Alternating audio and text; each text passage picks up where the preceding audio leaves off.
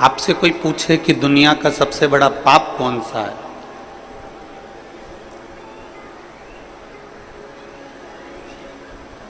शिव महापुराण की कथा कहती है कि दुनिया का सबसे बड़ा पाप कौन सा है।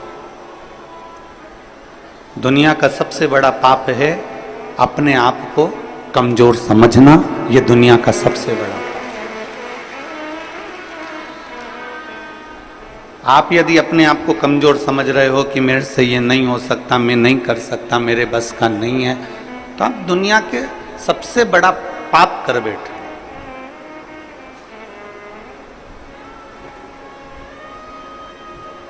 अपने आप को कभी कमजोर मत समझो। रोग से ग्रसित भी हो गए हो तो भी अपने आप को कमजोर मत समझो। कोई बड़ी बीमारी भी लग गई है तो अपने आप को कमजोर मत समझो। कोई बहुत बड़ा टेंशन यदि आपके माथे पर आकर बैठ गया है तो भी अपने को कमजोर नहीं समझो। अपने आप को हम कमजोर क्यों समझे? विषम परिस्थिति में भी जो मुस्कुराता है, भोलेनाथ उसका साथ हमेशा देता है, हमेशा। दुनिया का सबसे बड़ा पाप है अपनी आप को कमजोर समझना।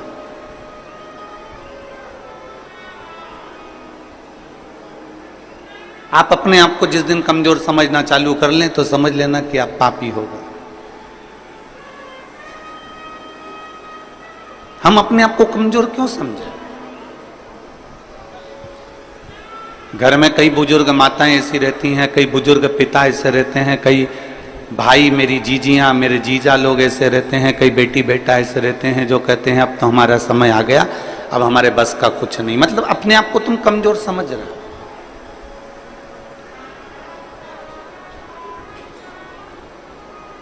हम पूरे भिलाई वासियों से एक बात पूछना चाहते हैं, जितने लोग कथा में बैठे हैं और जितने लोग आस्था चैनल पर कथा सुन रहे हैं, जितने लोग फेसबुक यूट्यूब पर कथा सुन रहे हैं, आपसे एक बात पूछें, आप उत्तर देंगे सभी लोग? बोलो, जम के बोलो जरा, पक्का?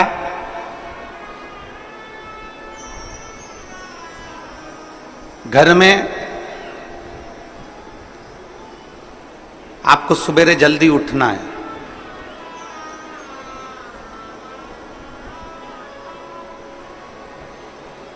कहीं जाना है, कोई कार्य करना है, आपको जल्दी उठना है, तो आपने अलार्म लगाया।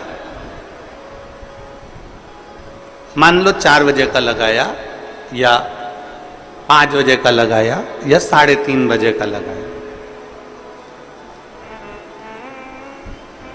आप जितनी देर का, जितने समय का अलार्म लगाते हैं, जितने लोग यहां बैठे हुए हैं, दिल से बोलना कि तुमने 3:30 का अलार्म लगाया, तुमने 4 बजे का अलार्म लगाया, पर सत्य बताओ, अलार्म तो बाद में बजता है, पहले आपकी नींद खुल जाती है। बोलो सही है कि गलत है? जैसे आपने सोचा कि मुझे 4 बजे का अलार्म लगाया है, मैंने 4 बजे का घड़ी लगाई है, 4 बजे का क्लॉक वॉच लगाया है कि बस इतनी बजे वो 4 बजे बजेगा, टुक टुक टुक टुक टुक टुक टुक टुक टुक टुक टुक टुक बजता रहेगा। कितनी बजे बजेगा वो? बोलो बोलो जम के, 4 बजे बजेगा। अब अलार्म तुमने 4 बजे का लगाया, उठ गए तुम 3:30 पे, नींद बार बार खुल रही है, घड़ी देख रही, 4 तो नहीं बज गई, फिर थोड़ी देर सो गई, फिर नींद खुली, 3:30 बज गई, फिर नींद खुली, 3:45 हो गया, अभी 10 मिनट और सो लेती हूं, फिर 4 बजे। अलार्म तो बाद में बजा है, उससे पहले तुम्हारी नींद खुल चुकी है। बोलो मेरी छत्तीसगढ़ की जीजिए, सही है कि गलत है? अब तुमने अलार्म भर लिया 4 बजे का, 4 बजे का, 4 बजे का, 4 बजे का, और उठ कितनी बजे रहे हो? 3:30, 3:45, 3:30, 3:45, अलार्म भरा 5 बजे का, उठ कितनी बजे रहे हो? तो वो उठने का समय तुम्हारा जल्दी हो गया।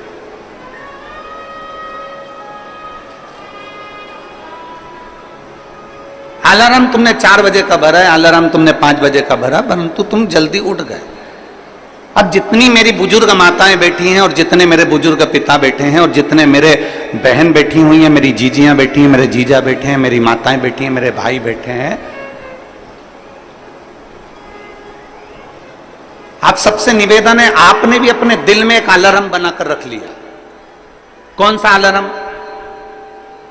जरा सा पेट दुखा और तुमने अलार्म बना लिया, कहीं मुझे बड़ी बीमारी तो नहीं हो गई, कहीं मुझे कहीं गठान तो नहीं हो गई, कहीं मुझे रोग तो नहीं हो गया, कहीं मुझे ये तो नहीं हो गया। जरा सा छाती में दर्द हुआ, तुमने अलार्म बनाकर रख लिया कि मेरे कोई कहीं ब्लॉकेज तो नहीं हो गया, कहीं मेरे हार्ट में कमजोरी तो नहीं हो गई। थोड़ी सी चलने में हापड़ी भराई तो तुम्हें लग गया कि मुझे कहीं दमे की बीमारी तो नहीं हो गई, मुझे सांस की बीमारी तो नहीं हो गई। याद रखना, 4 बजे का अलार्म लगाया तो 3:30 बजे नींद खुल जाती है।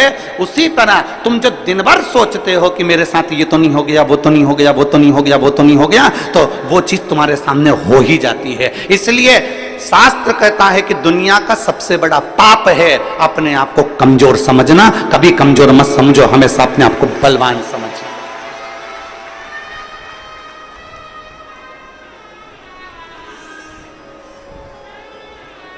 पेट दुखा, तुरंत तुमने सोच लिया कि कोई मेरे पेट में तकलीफ हो गई। छाती दुखी, मेरे को तकलीफ हो गई। सिर दुखा, मेरे को तकलीफ हो गई। आंखों में प्रॉब्लम हो गई। हो सकता है प्रकृति है, चलता रहता है, कभी अच्छा आता है, कभी बुरा आता है। कोई जरूरी नहीं है कि सारे रोग तुमको ही हो जाएंगे, सारी बीमारी तुमको ही हो जाएगी। पर तुमने सोच लिया, जांच कराने जा रही हो ना, तो सबसे पहले सोच के जा रही हो, मुझे ऐसा लग रहा है कि कहीं बड़ी बीमारी के चांस ना हो जाए। मतलब तुमने वो घड़ी भर ली है,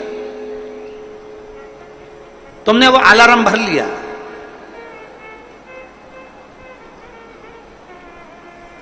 पहले का व्यक्ति अलार्म भरता था, पहले का व्यक्ति अलार्म भरता था 100 साल का, 100 साल तक जिंदा रहूंगा, 100 साल का अलार्म भरकर बैठता था कि मैं 100 साल तक जीऊंगा। खूब खाता पीता मौज करता, जाता खेत में काम करता, अपनी फसल लगाता, अपने काम में लगा रहता, अपना गाय बैल भैंस जो भी ये पालना वो पालता।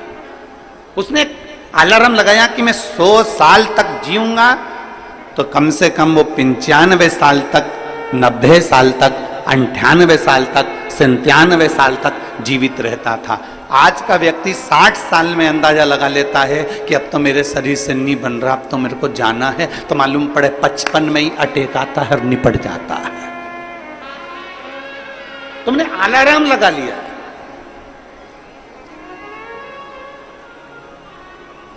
दुनिया का सबसे बड़ा पाप है अपने आप को कमजोर समझ। क्यों कमजोर समझे हम?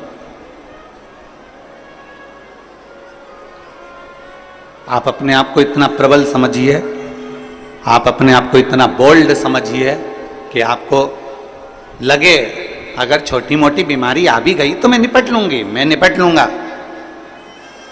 बोल बम का नारा है,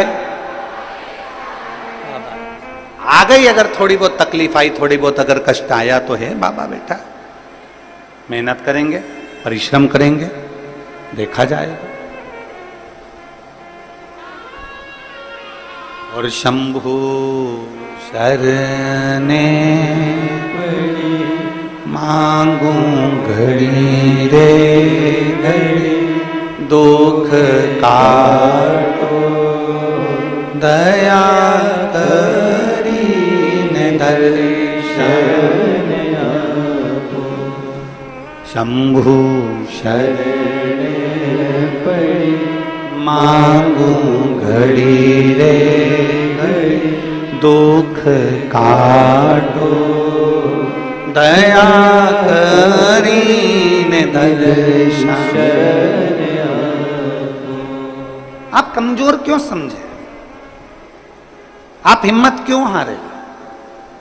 कई माताएं कह देती है हमने 1 बार पशुपतिनाथ का व्रत करा, हमने 2 बार पशुपतिनाथ का व्रत करा, हमने 3 बार पशुपतिनाथ का व्रत करा और हमने, हमारी बाबा नहीं सुन रहा। आपने हिम्मत हार ली,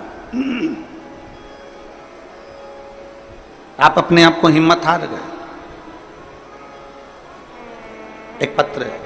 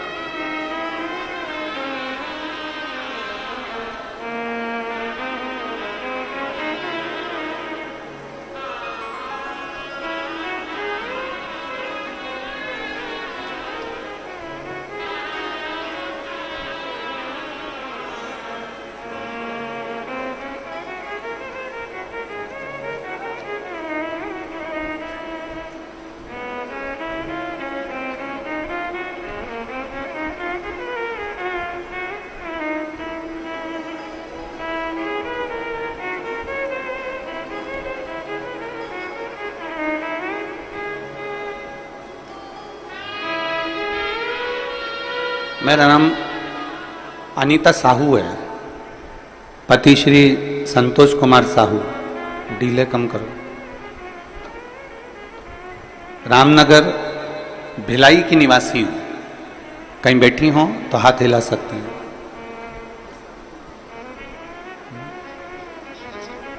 अच्छा, जहां भी बैठे हो हाथ हिला दो और आ जाओ, एक बेलपत्र ले जाना। आ जाइए। मेरा नाम अनीता साहू है, पति श्री संतोष कुमार साहू है। रामनगर भिलाई। मोबाइल नंबर मेरा ये है। एक लोटे जल का मैं क्या वर्णन करूं। 2023 मई में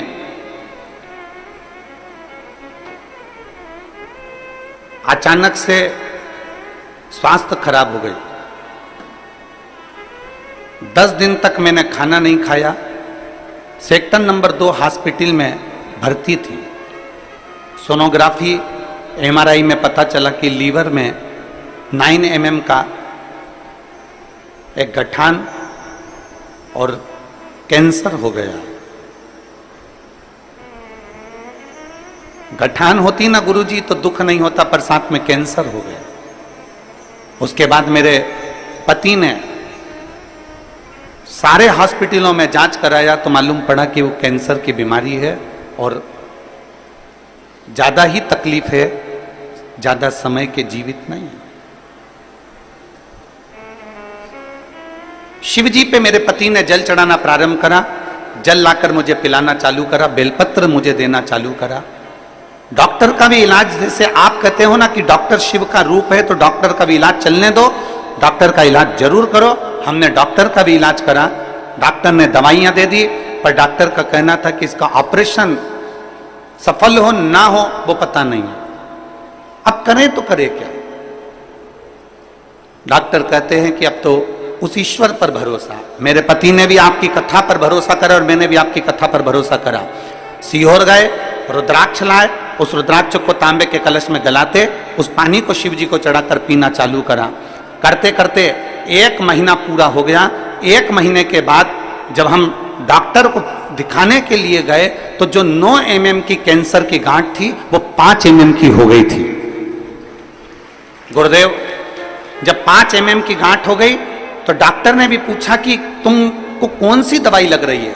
हमने डॉक्टर से कहा हम बेलपत्र खा रहे हैं, रुद्राक्ष का जल पी रहे हैं। डॉक्टर ने दवाइयां फिर दी और फिर वापिस हमने वही जल को पीना प्रारंभ करा।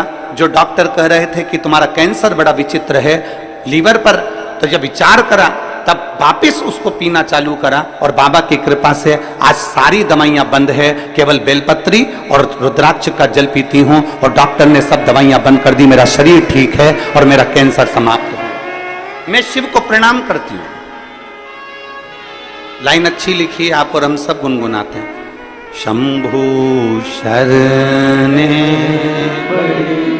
मांगू घड़ी रे दुख काटो दया करी दर्शन आपो। एक विश्वास शिव के प्रति जागृत हो।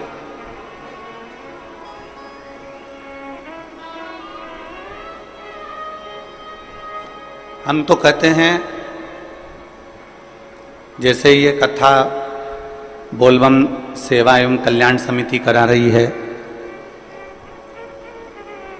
दया सिंह जी इस कथा को आयोजित किए हैं। अमलेश्वर में कथा हुई, साहू जी खंडेलवाल जी आयोजित किए। इस 6 नंबर सेक्टर में पहले कथा हुई, विनोद सिंह जी इस कथा को कराए थे। फिर एक कथा और हुई थी भिलाई में, जो एक समिति ने कराई थी। ऐसे कई हम कहेंगे कि जो कथा के आयोजक होते हैं ना, जो कथा करवाते हैं, हम उनको धन्यवाद देना चाहते हैं। कम से कम आपके कराई हुई कथा से ना जाने कितनों की बीमारियां और कितनों के दुख और कितनों के कष्ट ठीक हो जाए। थोड़ा मेहनत तो आपकी लगती है, पर आपके परिश्रम से ना जाने कितनों को लाभ मिल जाता है, कितनों को।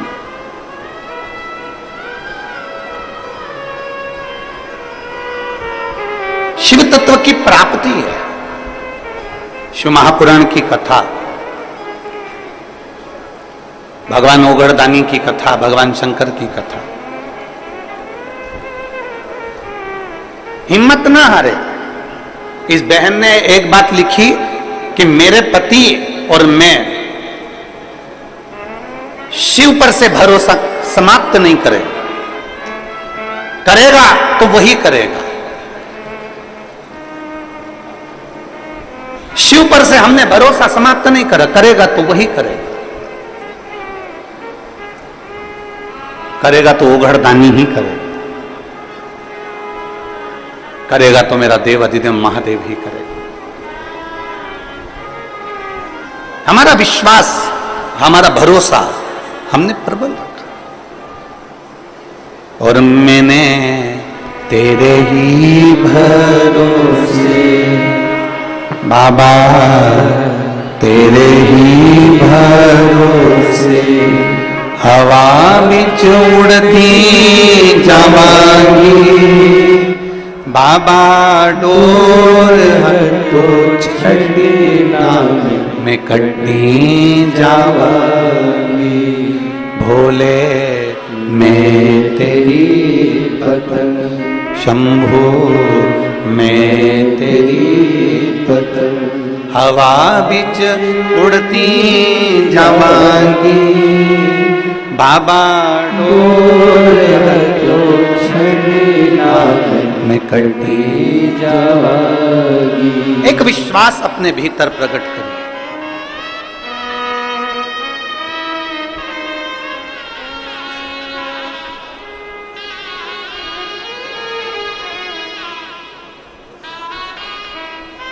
बेटा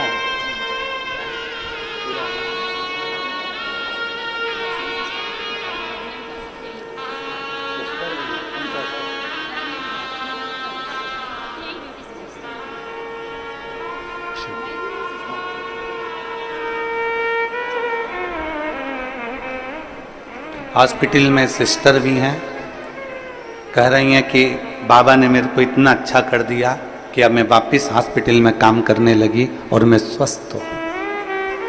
यह शिव तत्व है। परचिला तो कौन अतिथि आए उनका लिख के ला दीजिए। ये शिव तत्व है, ये ओघड़ी है, ये शंभु है, त्रिकालदर्शी है। हमारे भीतर एक विश्वास को हमें पैदा करना है, हमारे भीतर एक भरोसे को हमें दृढ़ करना है, एक विश्वास को दृढ़ करना है। फिर निवेदन है, दुनिया का सबसे बड़ा पाप है अपने आप को कमजोर समझना।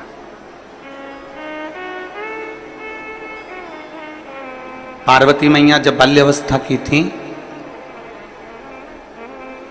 तब साधना में माता पार्वती जी डूबी रही। सप्तऋषियों ने जाकर समझाया माता पार्वती जी को कि शिव तुम्हें नहीं मिल सकते, भगवान शंकर तुम्हें नहीं मिल सकते।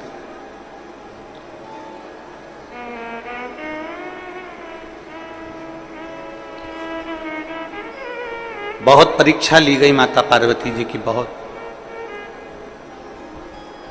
और पार्वती जी की बारंबार परीक्षा ली गई, बार बार परीक्षा ली गई, बार बार परीक्षा ली गई, पर माता पार्वती जी हिम्मत नहीं आ रही। पार्वती जी खुद को कमजोर नहीं समझी। उनको मालूम था कि अगर मैं शंकर को जप रही हूं, मैं शिव को भज रही हूं, मैं भगवान शंकर का गुणगान कर रही हूं, मैं शिव तत्व को जान रही हूं, तो ये पार्वती जी के मन में एक भाव उत्पन्न हो गया था कि मुझे शिव मिलेंगे जरूर, मुझे ओगड़दानी मिलेगा, मुझे मेरा महादेव मिलेगा।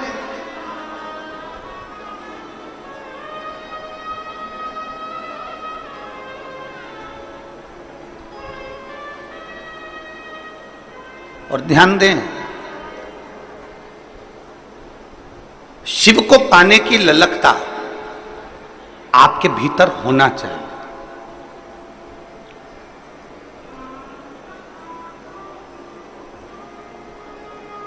हम फिर निवेदन करेंगे कि अपने भीतर एक ऐसा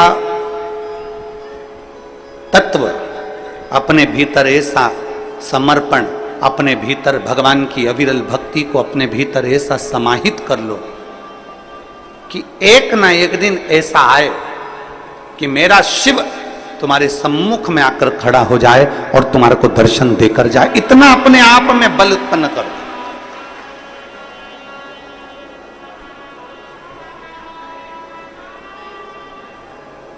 और हो सकता है,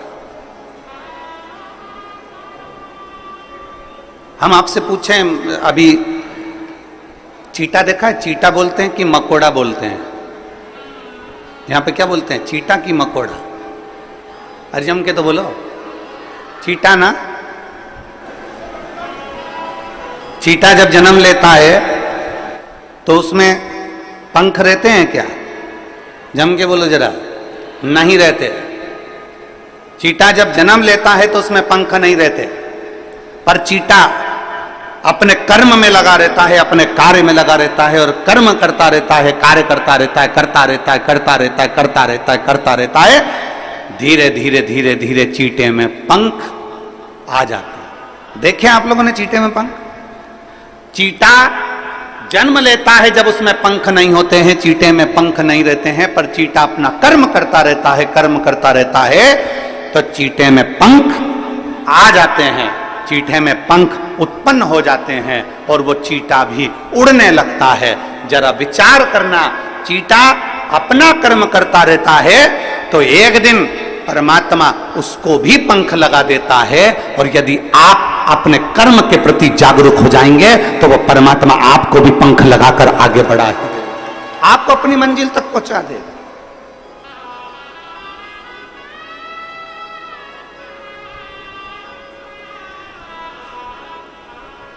चीटे में पंख नहीं होते, पर धीरे धीरे वो कर्म करता गया, कर्म करता गया, करता गया और उसमें पंख लग गए। कर्म करता गया और उसमें पंख आ गए, वो उड़ने लगा, वो आगे बढ़ने लगा। आप अपना कर्म करिए, जिस कर्म में आप लगे हुए हो प्रबलता से उसमें लगे रहिए, उसमें लगे। जिस कर्म को आप करना चाहते हो उसको कर्म को आप प्रबलता से करते रहिए।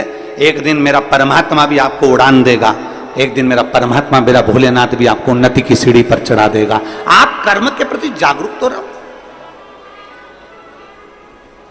आप कर्म के प्रति जागरूक नहीं और सोचें कि हम बहुत कुछ कर लें, हम बहुत ऊंचे उठ जाएं, हम बहुत आगे बढ़ जाएं, तो शिव महापुराण की कथा कहती है कर्म प्रधान है, आपका कर्म पहले करना है। श्रीमद् भगवत कहती है, श्रीमद् भगवत गीता कहती है, श्रीमद् भागवत कहती है, रामचरितमानस कहती है, विष्णु पुराण कहती है, गर्ग संहिता कहती है, स्कंद पुराण कहती है, नर्मदा पुराण कहती है, लिंग पुराण कहती है। ऐसी कोई पुराण नहीं जो कर्म की प्रधानता नहीं बताती। प्रत्येक पुराण कर्म प्रधान है और प्रत्येक पुराण कहती है कि आप अपने कर्म में जागरूक रहिए, आप अपने कर्म में प्रबलता बनाकर रखिए।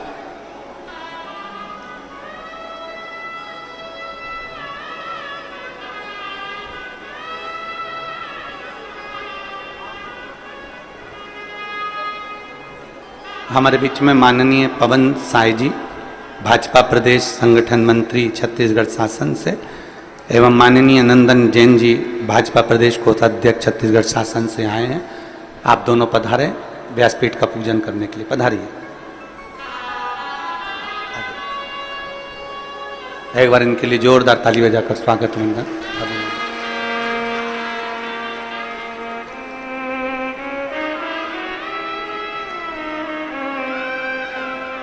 एक चीटे में भी पंख आ सकते हैं, बस उसमें कर्म की लगनता होना चाहिए।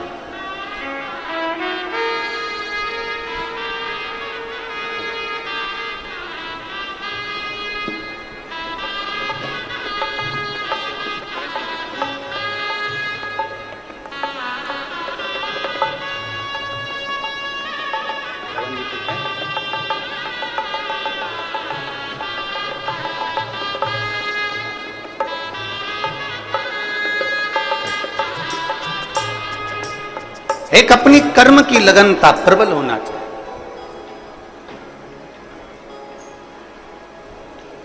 और जब हमारे कर्म की लगनता प्रबल होगी तो हम अग्रणता की ओर बढ़ेंगे। पर हम अपना कर्म पूरा नहीं कर पाते। हम उसको सोच लेते हैं मेरे बस का नहीं है, मैं नहीं कर सकता, मेरे बस में नहीं है, मैं ऐसा नहीं कर पाऊंगा, ये मेरे बस का नहीं है। नहीं नहीं, शिव कथा कहती है दुनिया का सबसे बड़ा पाप है अपने आप को कमजोर समझना। हम क्यों कमजोर समझते? और मैंने तेरे ही भरोसे बाबा, तेरे ही भरोसे हवा बिच उड़ती जावांगी बाबा, डोर हथों छठीला में कटी जावांगी। भोले मैं तेरी पत्नी, शंभू मैं तेरी पत्नी। माता पार्वती जी ने अपना तप किया, अपनी साधना करी, अपना लक्ष्य नहीं छोड़ा। आप अपना लक्ष्य क्यों छोड़ते? लगे रहो, थोड़ा समय लगेगा, सुनेगा। एक पत्र है,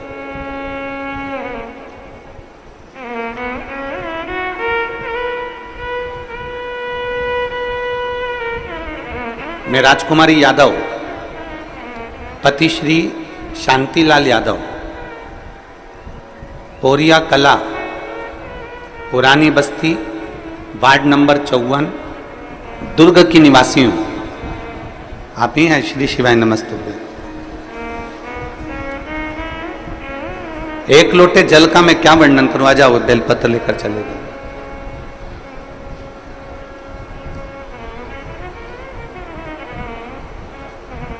पशुपतिनाथ के व्रत का मैं क्या वर्णन करूं गुरु जी? मेरी भतीजी जिसकी शादी को 17 साल हो गए थे, 17 साल से उसके घर में संतान का सुख नहीं था। ऐसी कोई जगह नहीं जहां हम हमारी भतीजी को लेकर नहीं गए, और 17 साल उसको हमने हर जगह हर डॉक्टर को दिखाया, टेस्ट बेबी भी करवाया, पर संतान का सुख नहीं आया। हमने हमारी भतीजी को पशुपतिनाथ का व्रत का वर्णन किया और उसको सफेद आंकड़े की जड़ का वर्णन किया। मेरी भतीजी ने 3 बार पशुपति व्रत करे पर संतान का सुख नहीं आया। चौथी बार पशुपति व्रत करे पर संतान का सुख नहीं आया। तब मेरी भतीजी ने सोच लिया कि अब मैं पशुपति व्रत भी नहीं करूंगी, अब मैं शिव को नहीं मानूंगी। तब उसके पति स्वयं कहे कि तू एक बार और कर। वो सियोर वाला महाराज कहता हिम्मत मत हारना, बाबा देगा जरूर।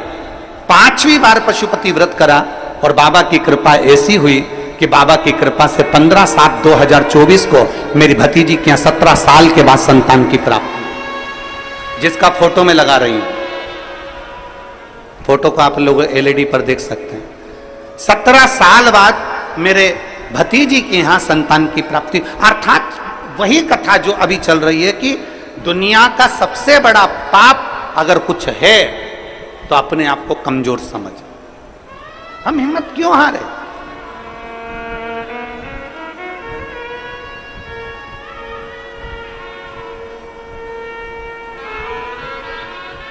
क्यों हिम्मत हारे?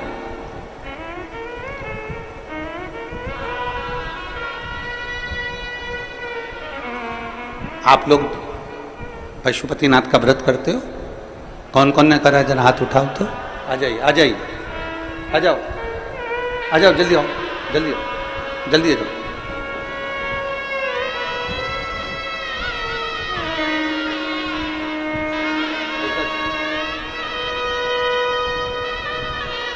बधाई आपकी भतीजी को, बधाई।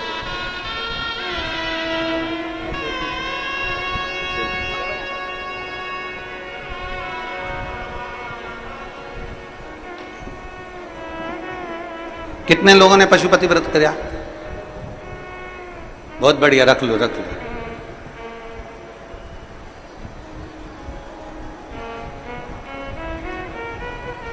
कई व्रत करने वाली माताएं, मेरी जीजी, मेरे जीजा, मेरी बेटियां, मेरे बेटे ऐसे हैं जिनका बाबा ने सुन भी लिया। और कई ऐसे भी हैं जिन्होंने 1 व्रत, 2 व्रत, 3 व्रत करे होंगे और बाबा नहीं भी सुने।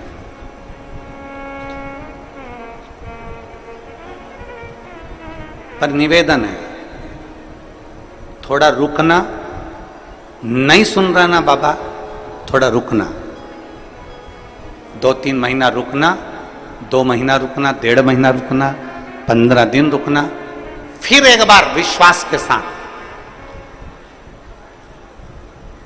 फिर एक भरोसे के साथ टीवी पर शिव महापुराण की कथा सुनना, मोबाइल पर कथा सुनना, यदि पंडाल में मिल जाए तो पंडाल में सुनना, और उस दिन से फिर नियम बना लेना कि बस मैंने कथा सुन ली है, अब मैं विश्वास रखकर 5 व्रत मेरे पशुपति नाथ के फिर करूंगी, और मेरा भरोसा कहता है मेरा शंकर मेरी झोली खुशियों से भरेगा। जाए फिर विश्वास।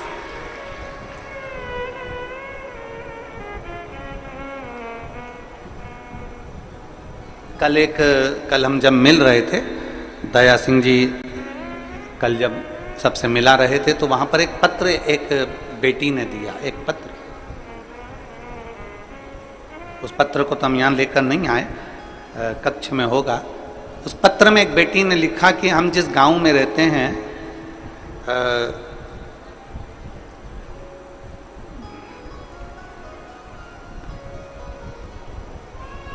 उसने उसके गांव का नाम भी लिखा था कोई। हम उस गांव में जहां हम रहते हैं वहां पर जितने भी हमारे साथ वाले हैं, जितने भी हमारे साथ में मंदिर जाया करते थे, देवालय, पूर्व की बात बता रहे हैं गुरुजी, जब जाया करते थे तो धीरे धीरे धीरे धीरे उन्होंने मंदिर जाना बंद कर दिया और दूसरी जगह जाना चालू कर। अब मंदिर जाने वाले कम हो गए थे और दूसरी जगह जाने वाले, रविवार को जाने वाले ज्यादा हो गए थे। हम केवल 6 लेडीज ऐसी थीं जो हमारे गांव में हम भगवान को भजते थे, भगवान को मानते थे, पर हम शिव को भी नहीं जानते थे, हम तो केवल भगवान को मानते थे कि भगवान को मानना। हमारे गांव की बात बता रहे हैं गुरु जी।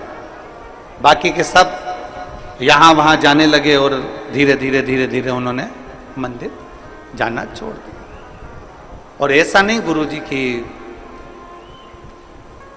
कोई साधारण लोग हों और वो मंदिर छोड़ दिए हों, बहुत बड़े बड़े लोग मंदिर को छोड़कर दूसरी जगह जाने लगे। गुरुदेव, आपकी कथा सुनने के बाद में हमारे पास में पत्थर का शिवलिंग नहीं था, हमारे पास में पाषाण का शिवलिंग नहीं था, हमने कंक्रीट, सीमेंट, गिट्टी का एक शिवलिंग बनाकर तैयार करा और उसी की हमने जलाधारी बनाकर तैयार करी और उसको हमने एक वृक्ष के नीचे रख दिया और हम रोज शिव जी के मंदिर जाना, शंकर को जल चढ़ाना चालू कर दिया। हमारे उस मंदिर में नंदी नहीं है, उसने उसका फोटो भी लगाया। उस शंकर का कंक्रीट का शिवलिंग बनाकर, कंक्रीट की जलाधारी बनाकर उस पर हमने कलर पोत दिया और हम जाना चालू कर दिया। गुरुजी, हमने आपकी कथा को टीवी पर लगाकर उसकी आवाज तेज कर कर हमने बाहर लोगों को, जाते आते लोगों को सुनाना चालू करी। आज हमें प्रसन्नता इस बात की है कि वो पेड़ के नीचे का जो कंक्रीट सीमेंट का शिवलिंग है वहां पर भी लोगों की भीड़ होने लगी और लोग अब अपने धर्म की ओर मुड़ने लगे। ये आपकी प्रबलता है, ये आपकी प्रबलता, ये आपका विश्वास है, ये आपका भरोसा है। अब उसने पत्र जो लिखा, उस पत्र में ये सब चीज तो अपनी जगह पर है, उस पत्र में उसने जो लिखा, वो पत्र का लिखा हुआ आपके सम्मुख में, वो पत्र में उस बेटी ने लिखा कि गुरुजी, हम सीमेंट का बना हुआ, कंक्रीट का, पत्थर का, हमारे पास में पाषाण का शिवलिंग नहीं, पत्थर का शिवलिंग नहीं, हमारे पास में हमारे कंक्रीट का, हमारे वो सीमेंट और गिट्टी का शिवलिंग जो हमने बनाया है। अब आप हमें ये बताएं, क्या हम उस पर जल चढ़ाते हैं, हम उसकी पूजन करते हैं, तो क्या हमको शंकर जी के शिवलिंग का पुण्य मिलेगा? क्या हमें शंकर भगवान के शिवलिंग का पुण्य मिलेगा? अब मैं उस जीजी को एक बात कहना चाहता हूं। आपके मन में भी यह प्रश्न पड़ा होगा, क्या वो कंक्रीट का शिवलिंग का पुण्य मिलेगा?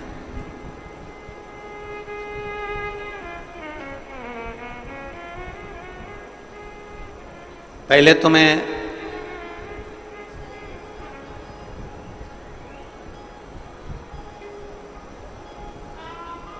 जितने ग्रामीण क्षेत्रवासी हैं और जिनके यहाँ शंकर का शिवलिंग नहीं है और वो चाहते हैं कि हमारे यहाँ शंकर का शिवलिंग विराजमान हो और हमारे गांव के लोग उस पर जल चढ़ा, तो मैं तो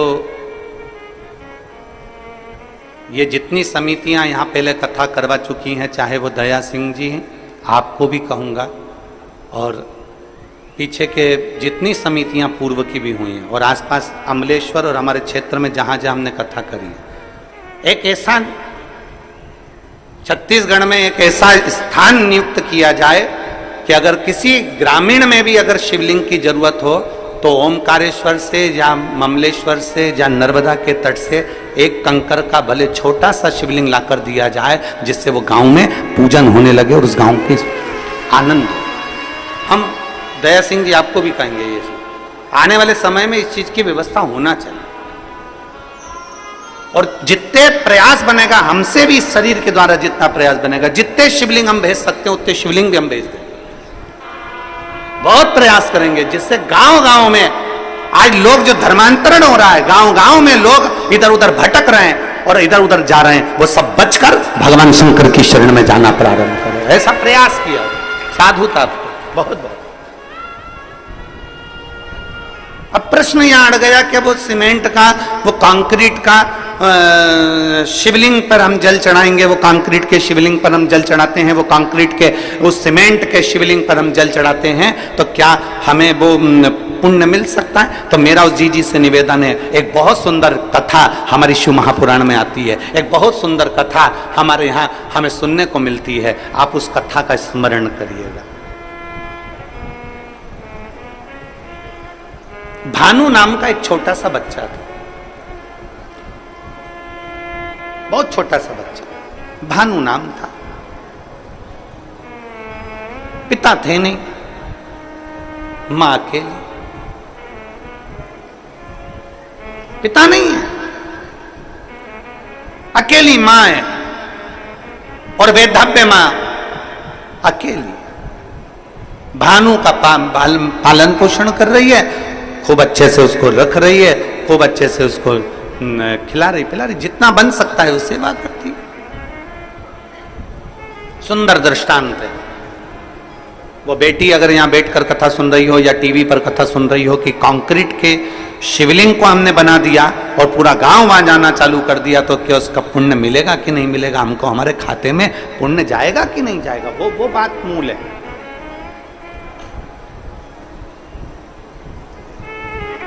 हमारे पास शिवलिंग नहीं था तो हमने वो कंक्रीट का बना दिया, तो उसका पुण्य है कि नहीं? उसके लिए भानु की मां उसका पालन पोषण कर रही है। घर में इतना वैभव नहीं है, घर में इतना धन नहीं।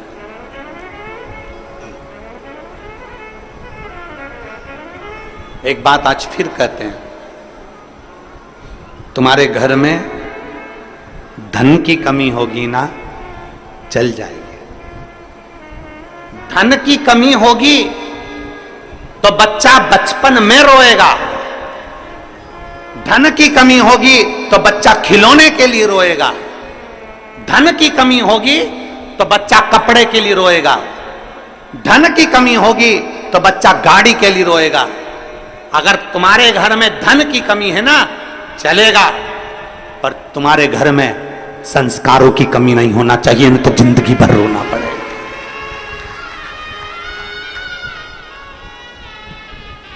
घर में अगर धन की कमी है तो चल जाएगा, 2 रोटी कम खाओगे, रूखी खाओगे, सूखी खाओगे, चल जाएगा, बचपन निकल जाएगा, जवानी निकल जाएगी, पर संस्कारों की कमी नहीं होना चाहिए। अगर हमारा संस्कार समाप्त हो गया तो हमें जिंदगी भर रोना पड़ सकता है, जिंदगी भर, जिंदगी भर चलेगा। धन की कमी चलेगी पर संस्कारों की कमी ना हो। संस्कार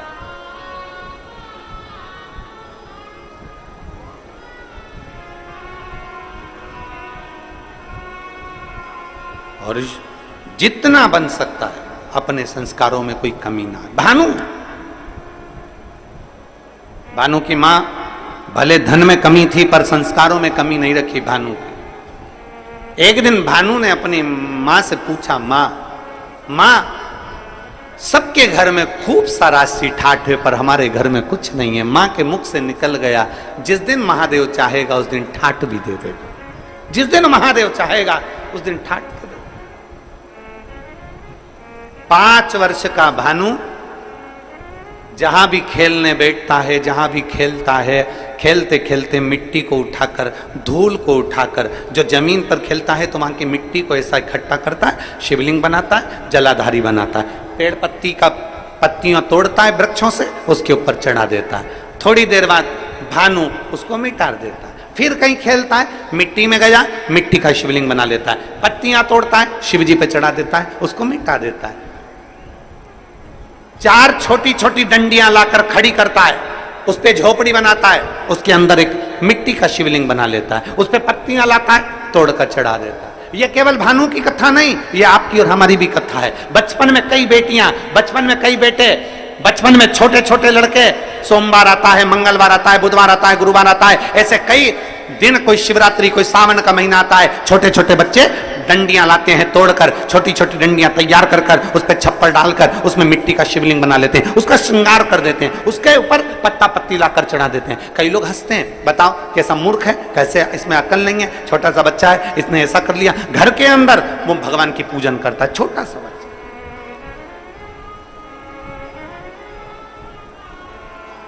और मेरा विश्वास कहता है यहाँ छत्तीसगढ़ की जितनी मेरी जीजियां बैठी हैं, जितने मेरे जीजा बैठे हैं, जितने मेरे बेटा बेटी बैठे हैं, इन्होंने भी बचपन में जरूर मिट्टी उठाई होगी, उसको ऐसा करा होगा। आटे की लोई उठाई होगी, लोई को उठा के ऐसा ऐसा करके शिवलिंग बना लिया होगा, आटे की लोई का। चावल बनाया होगा तो चावल का।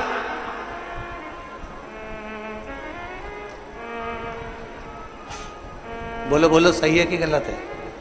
बचपन में खेलते समय मिट्टी का, धूल का, पत्थर का, आटे का, जो मिल जाता था उसका हम शिवलिंग कई बार बना लेते थे। कितना सुंदर कहा इस दृष्टांत के अंदर कि भानु मिट्टी का शिवलिंग बनाता, मिटा देता, जो मिल जाता उसको, धूल मिल जाती धूल का बनाता, मिटा देता।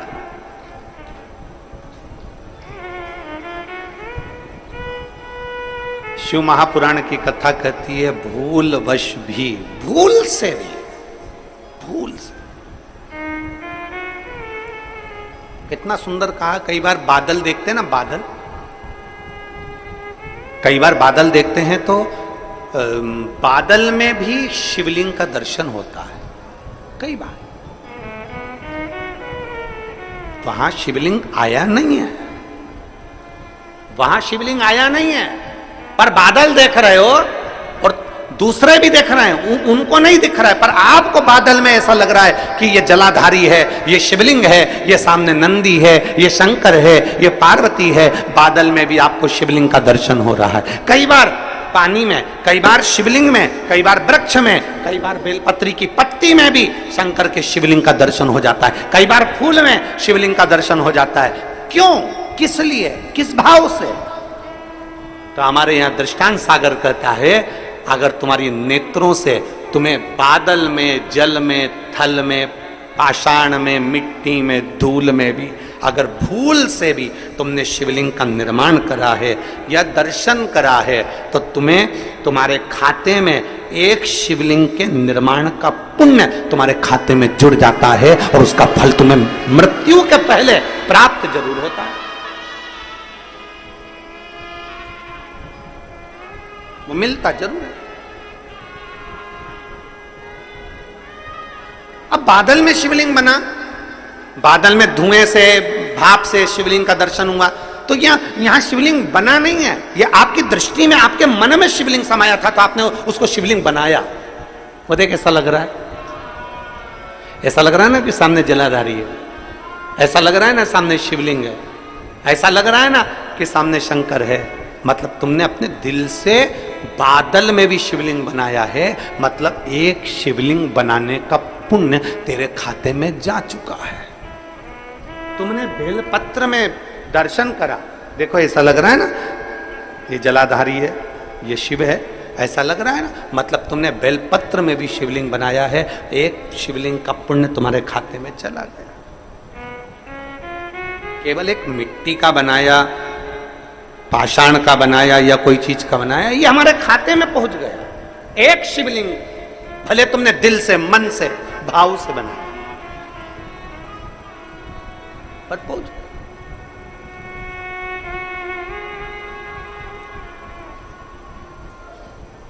निर्माण अपने दिल से किया गया। महाराज कितना सुंदर कहा किसी ने कि आर्थिक स्थिति ठीक हो ना हो, आर्थिक स्थिति ठीक हो ना हो चलेगा, पर मानसिक स्थिति ठीक होना चाहिए तो जिंदगी सार्थक हो सकती। आर्थिक स्थिति ठीक हो ना हो चलेगा, पर मानसिक स्थिति ठीक होना चाहिए। घर में धन तो बहुत बढ़ गया, आर्थिक स्थिति ठीक हो गई, पैसा पैसा हो गया, पैसा पैसा हो गया, और मालूम पड़े बच्चे गलत संगत में पड़े हैं, बेटी गलत संगत में पड़ी, बेटा गलत संगत में पड़ा, परिवार गलत संगत में पड़ा। हम पहले भी एक बार कथा में कहे थे, आज फिर कहते हैं, कुत्ता पाला तुमने, किसने पाला? तुमने। कुत्ते को चेन बांधी तुमने, कुत्ते को पट्टा बांधा तुमने, कुत्ते को भोजन कराया तुमने, कुत्ते को स्नान कराया तुमने, कुत्ते को इत्र लगाया तुमने, कुत्ते को अच्छा अच्छा खिलाया तुमने, कुत्ते को घुमाने ले गए तुम, कुत्ते से प्रेम करा तुमने। और जरा विचार करिए, तुम्हारा ही पालतू कुत्ता एक दिन तुम कोई काट खाए तो तुम्हें कैसा लगेगा? बोलो जल्दी बोलो, अरे बोलो तो, अच्छा लगेगा? तुम्हारा ही पालतू कुत्ता तुम्हें काट खाए, अच्छा नहीं लगता। उसी तरह धन कमाया तुमने, पैसा कमाया तुमने, दिन रात एक करा तुमने, पैसे के लिए पूरी जिंदगी दौड़े तुम, कमा कमा के लाए तुम, और वही पैसा घर में आया और तुम्हारा बेटा मदिरा पान में, तुम्हारा पति मदिरा पान में, जुए में, वेश्यावृत्ति में, गलत काम में अगर लग गया तो जरा विचार करो कि तुम्हारा कुत्ता ही पालतू तुमको काट गया। तुम्हारा पालतू कुत्ता तुम्हें काट गया। जरा विचार करिए, तुम्हारे कमाए धन को अगर तुम वेश्यावृत्ति में लगा रहे हो, तुम्हारे कमाए धन को तुम जुए में लगा रहे हो, तुम्हारे कमाए धन को तुम मदिरा में लगा रहे हो, तुम्हारे कमाए धन को तुम गलत जगह पर लगा रहे हो, तो समझ लेना कि तुम्हारा पालतू कुत्ता तुम्हें काट रहा है। तुम्हारा कुत्ता तुम्हें काटे ये अच्छी बात नहीं है।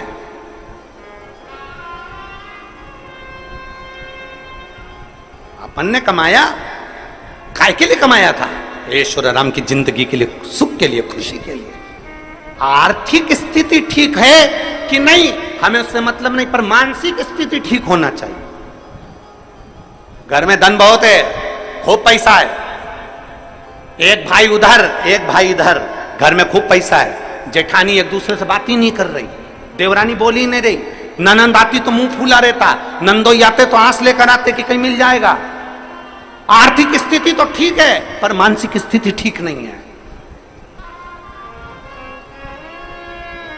सास दिन भर अपने काम में लगी है, माँ अपने मोबाइल में लगी है, बाप कमाने में लगा है, ताऊ चाचा अपने काम में लगे हैं, ताई चाची अपने काम में लगी है, बुआ फूफा अपने काम में लगे हैं, छोटा सा बच्चा दिन भर घर में इधर उधर घूमता फिर रहा है, और घर के लोग आस लगा के बैठे हैं कि बुढ़ापे में हमारी औलाद हमको पानी देगी, बुढ़ापे में हमारी औलाद हमसे प्रेम करेगी, बुढ़ापे में हमारी औलाद हमको चाहेगी।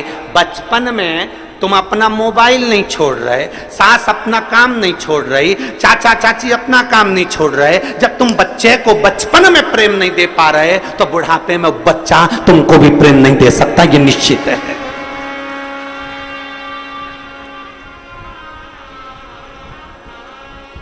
सवेरे 7 बजे का बच्चा स्कूल जाता है, कितनी बजे स्कूल जाता है? बोलो बोलो, तुम बोलो। 6 बजे, 7 बजे बच्चा स्कूल जाता है, 8 बजे स्कूल जाता है, कितनी बजे आता है? बोलो बोलो, जम के बोलो। है 1-2 बजे आता है, 1 बजे, 2 बजे, 1:30 बजे, 3 बजे, 12 बजे, जितनी बजे भी बच्चा आता है। सुबह 8 बजे का गया बच्चा 12-1 बजे आता है। 12-1 बजे बच्चा आता है और आते से ही बच्चा आया और आने के बाद उसको मम्मी ने बस थोड़ा बहुत खाने पीने का दिया और मालूम पड़े फिर वापिस वो मोबाइल माँ लेकर अपने कमरे में चली गई, लेट गई, सो गई, अपने कमरे में अपना मोबाइल में मस्त हो गई। बच्चा क्या कर रहा है? दादी अपने कमरे में, दादा अपने कमरे में, बुआ अपने कमरे में, चाचा अपने कमरे में, चाची अपने कमरे में, ताई अपने कमरे में, और बच्चा दिन भर क्या कर रहा है? अभी आया वो स्कूल से, थोड़ा माँ का फर्ज बनता है, थोड़ा दादी का फर्ज बनता है, थोड़ा चाची का फर्ज बनता है, थोड़ा ताई का फर्ज बनता है, थोड़ा बुआ का फर्ज बनता है कि घर के पुरुष अगर कमाने के लिए गए हैं तो घर की स्त्री उनके पास बैठकर उनकी शिक्षा का अध्ययन पूछे, क्या पढ़ा, कैसा रहा, स्कूल में किसी ने कुछ कहा तो नहीं, कोई मारा ठोकी तो नहीं, कोई गलत काम तो नहीं, कोई गलत विचार तो नहीं। बच्चा जब गलत कर आता है तब चिल्लाते हो, पर जब जरूरत है बच्चे को कि क्या कर रहा है क्या नहीं कर रहा, आपका मोबाइल एक तरफ पटक कर थोड़ी देर बच्चों को प्रेम देने का प्रयास करो, आपका घर एक तरफ रखकर बच्चों को थोड़ा स्नेह देने का प्रयास करो। जब वो बच्चा 3-4 बजती है, कोचिंग चले जाता है, ट्यूशन चले जाता है, शाम को आता है, सोने का समय हो जाता है, आपको समय देते कहाँ हो बच्चों को? आप अगर अपने बच्चे को प्रेम से आधा घंटा भी दोगे तो ये निश्चित है तुम्हारे बुढ़ापे की घड़ी में बच्चा भी तुमको 1 घंटा देगा। आप अपने बच्चों को दे कहां रहे हो? आप अपने बच्चे को प्रेम कहां दे पा रहे हो? और आस लगा के बैठे हो मेरी बहू आएगी, गरम रोटी खिलाएगी।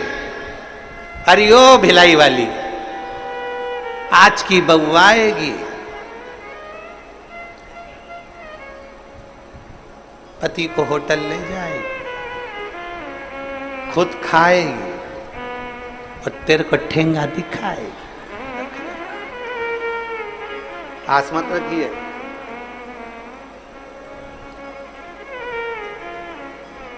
आर्थिक स्थिति ठीक ना हो चलेगा, पर मानसिक स्थिति ठीक रखिए।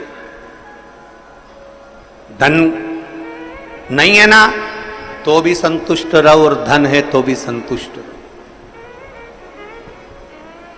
धन है तो भी खुश, नहीं है तो भी खुश। हम जिस दिन से पहले दिन से यहाँ आए हैं भिलाई में कथा करने के लिए, दया सिंह जी जिस समय हमको एयरपोर्ट लेने के लिए गए, एयरपोर्ट से जब हमको लेके आ रहे थे, उस समय से लेकर आज तक इनके मुख पे एक ही चीज रटी हुई है, गुरुजी हर साल कथा करने आओ। हम हर साल व्यवस्था करें।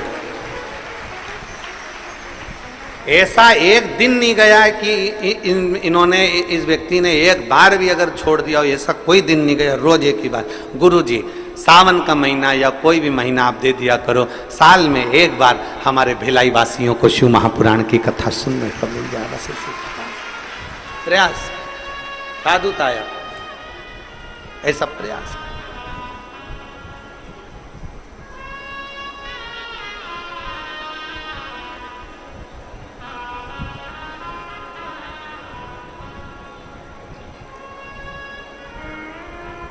एक आस तुम्हारी है, विश्वास तुम्हारा है, भोले बाबा सुन भी लो ये मेरी कहानी, बड़ी दूर किनारा है,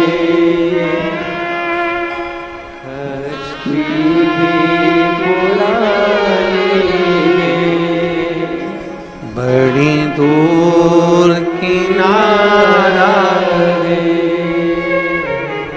कश्ती भी पुरानी है, भोले बाबा सुन भी लो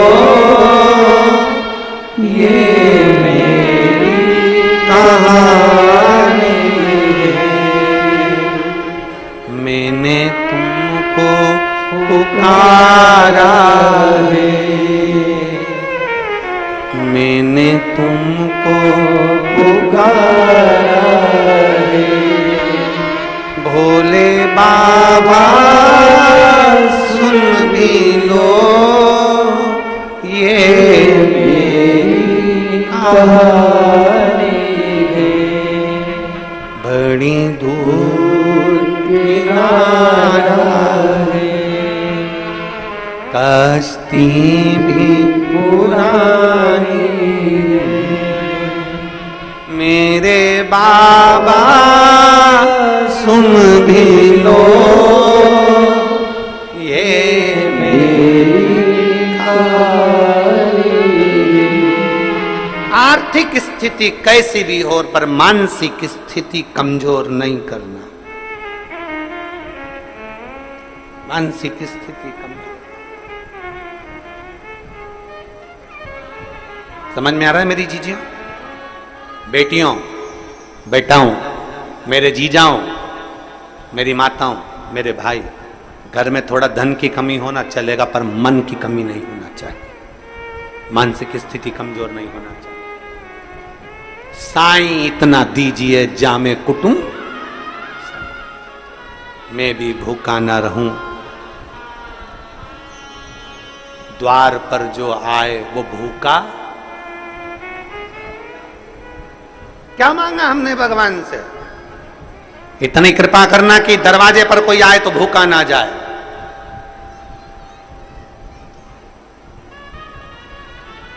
इतनी कृपा करना कि द्वार पर कोई आए तो खाली ना जाए। इतनी दया जरूर कर।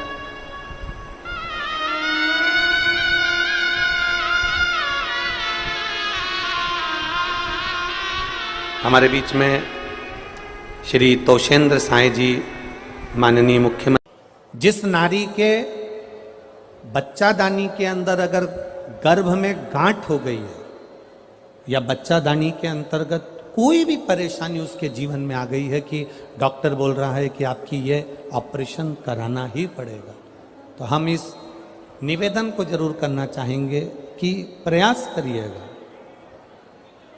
देसी गाय जब गोबर करे, पोटा करे और वो सूख जाए, वो सूखा हुआ जो गोबर का पोटा रहे सूखा हुआ, उसको जलाकर उसकी भस्म तैयार कर कर देवादिदेव महादेव को समर्पित कर कर उसको उठाकर डिब्बी में रख लीजिए। एक डब्बी में उसको रख लो और उस भस्म को सोमवार के दिन से लेकर 7 दिन तक लगातार थोड़ा थोड़ा सा उस भस्म को अपने उदर पर त्रिपुंड का भाव, उस भस्म से त्रिपुंड का भाव कि मेरा महादेव मेरे गर्भ की रक्षा करेगा, त्रिपुंड का भाव, और उसी भस्म को मुख में थोड़ा सा लेकर देवादिदेव महादेव के चढ़े हुए जल का आचमन करिए। जो गर्भाशय में जो भी तकलीफ होगी मेरा देवादिदेव महादेव उसको अच्छा कर दे। गर्भस्थ तकलीफ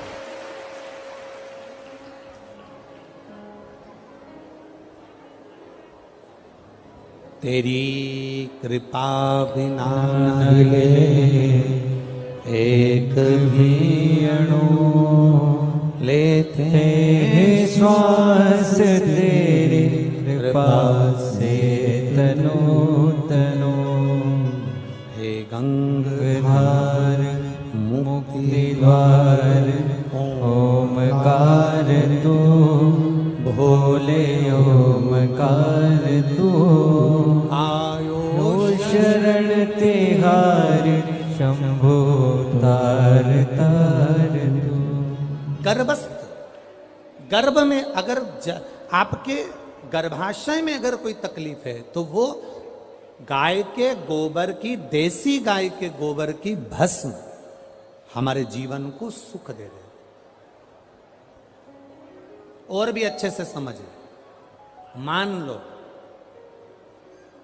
आप त्रिपुंड का भाव भी नहीं रख सकते, उदर के ऊपर त्रिपुंड भी नहीं बना सकते, तो केवल भस्म को लेपन ही आप गर्भाशय पर अगर करेंगे तो बाबा उस पर भी कृपा करता है। ऐसा नहीं, शिव तत्व है।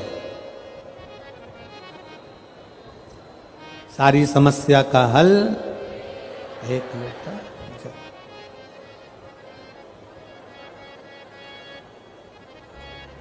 ये मानव की जो देह है ना, ये बड़ी विचित्र देह है।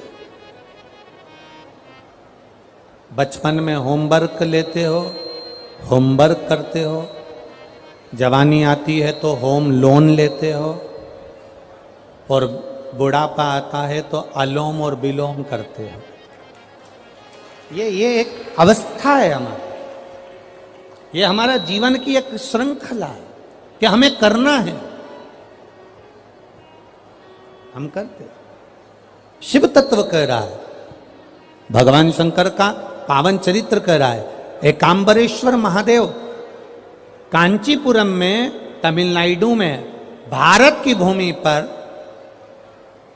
दुनिया के सबसे विशाल मंदिरों में, जो विशाल मंदिरों की गणना होती है, उन विशाल मंदिरों में सबसे बड़े मंदिर की गणना में कांचीपुरम का, ये तमिलनाडु का मंदिर एकांबरेश्वर महादेव का आता है। एकांबरेश्वर, जहां पर पाषाण का शिवलिंग नहीं है, जहां पत्थर का शिवलिंग नहीं है, जहां सोना और चांदी का शिवलिंग नहीं है, जहां हीरे पन्ने का शिवलिंग नहीं है, जहां पर मिट्टी का पार्थिव शिवलिंग की पूजन होता। अब जरा विचार करिएगा, गुरुजी क्या बात कर रहे हो? ये पार्थिव शिवलिंग, मिट्टी का शिवलिंग, जहां एकांबरेश्वर महादेव के मंदिर में पूजा जाता है, वहां क्या वो शिवलिंग मिट्टी का फटा नहीं होगा? क्या उसमें दरार नहीं पड़ी होगी? क्या वो मिट्टी का शिवलिंग बेकार नहीं हुआ होगा? हम जब पार्थिव शिवलिंग का निर्माण करते हैं, तब उस समय उसमें हम बहुत से पदार्थ डाल देते हैं। आप कुछ डालें ना डालें, दो चीजें मिट्टी के अंदर अवश्य डालें। एक मक्खन या दूध या गाय का, जम के बोलो, घी, और दूसरा भस्म। ये दो चीजें क्यों डालना चाहिए? कि शिवलिंग अच्छा बनेगा, शिवलिंग पक्का रहेगा, दरार नहीं पड़ेगी, उसके लिए डालना चाहिए क्या? ना ना ना, पार्थिव शिवलिंग का निर्माण करने वाले दो चीजों का स्मरण अवश्य रखें।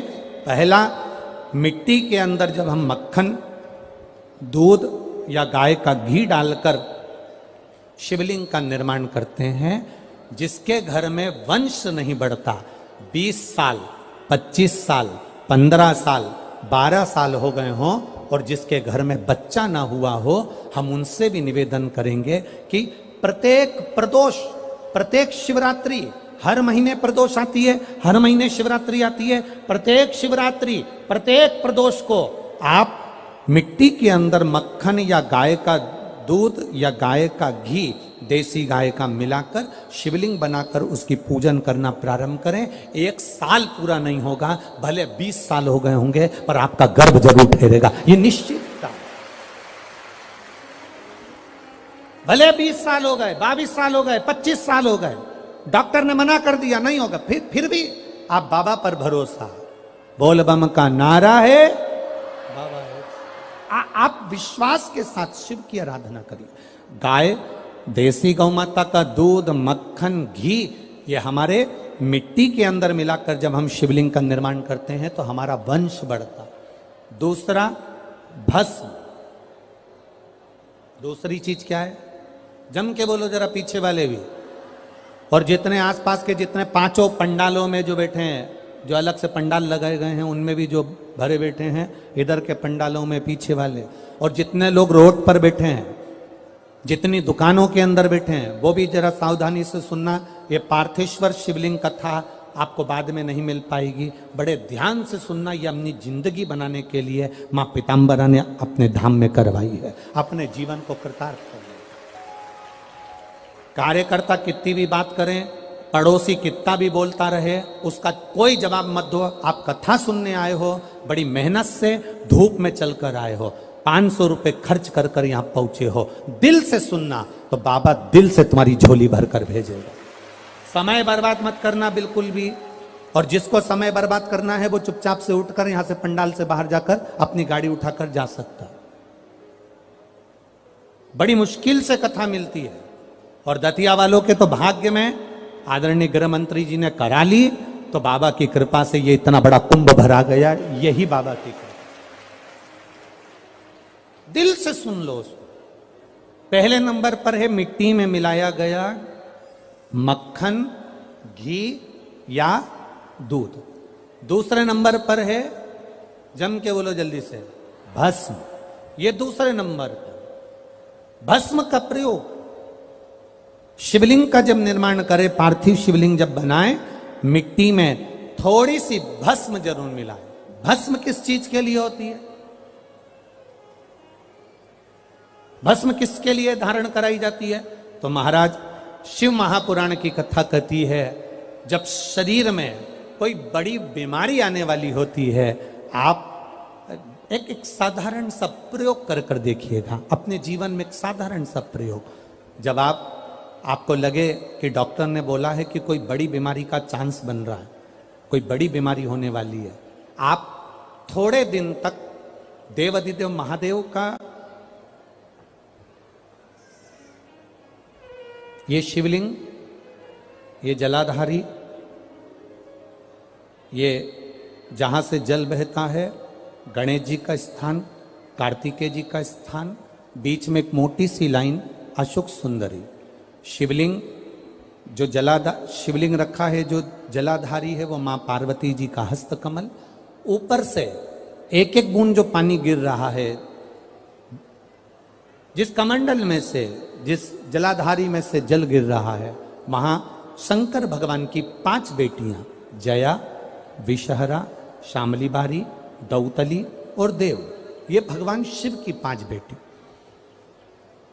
जब आपको लग रहा है कि मेरी जांच होने जा रही है, जब आपको लग रहा है कि मुझे डॉक्टर को दिखाने जा रहे हैं, मुझे लग रहा है कि कोई बड़ी बीमारी ना निकल जाए, अल्ट्रासाउंड करा रहे हैं, एक्सरे करा रहे हैं, उससे पहले घर में अगर थोड़ी सी भस्म रखी है, उस भस्म को जब आप जल चढ़ाने के लिए शिव जी के मंदिर में जाओ, हॉस्पिटल में दिखाने के लिए जांच कराने जाओ, उससे पहले एक काम जरूर करना, शंकर भगवान का जहां शिवलिंग रखा है, उस शिवलिंग के पास में भस्म का लेपन कर कर देवाधिदेव महादेव पर 1 लोटा जल समर्पित कर कर उसी भस्म को अपने कलेजे पर, अपने हृदय पर लगाकर देवाधिदेव महादेव का पंचाक्षर मंत्र नमः शिवाय, षडाक्षर मंत्र ओम नमः शिवाय या श्री शिवाय नमस्तुभ्यम बोलकर फिर आप जांच के लिए चले जाओ। कोई बड़ी बीमारी तुम्हारी जिंदगी में निकल ही नहीं सकती। भस्म भस्म हो। भस्म का काम क्या? हमारे रोग को, हमारी बीमारी को, हमारे आने वाले जो रोग हैं, जो बीमारी है, जो तकलीफ है, उसको समाप्त करती है। भस्म का प्रयोग।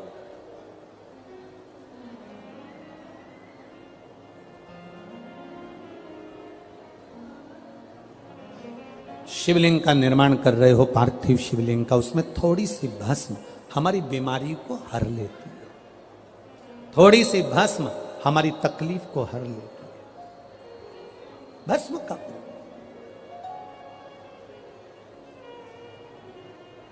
चपटी भभूत में है खजाना कुबेर का। शिव के शरीर से, भगवान देवाधिदेव महादेव के तन से लगी हुई भस्म साधारण नहीं है। भस्म को चढ़ाने वाला भी साधारण नहीं होता और भस्म को लेने वाला भी साधारण नहीं होता। शंभु शरण पड़ी मांगो घड़ी रे घड़ी दुख काटो दया दर्शन आपो। पार्थिव शिवलिंग का निर्माण करते समय 2 चीजें ध्यान से अवश्य मिलाएं। पहला माखन, घी, दूध, दूसरा भस्म, दूसरा भस्म। भस्म धारण भी करना चाहिए।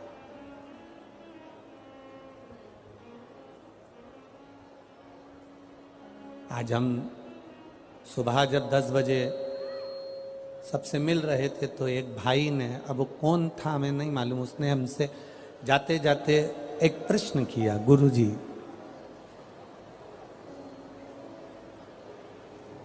रुद्राक्ष की माला पहनना क्या जरूरी है?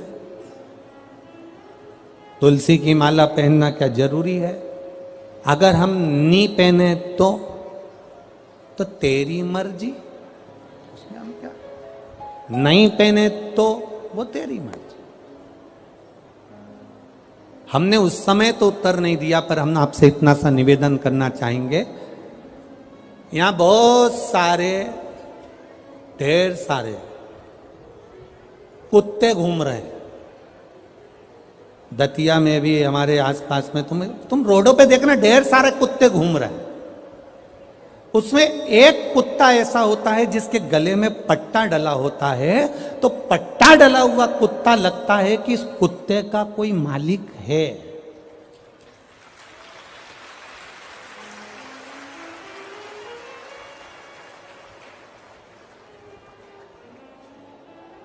भैंस देखो बहुत सारी मिलेगी, भैंस के गले में अगर पट्टा डला हुआ है, डोरी बंधी है, तो भैंस का कोई मालिक, बोलते जाओ रे दतिया वालों, भैंस का कोई मालिक है।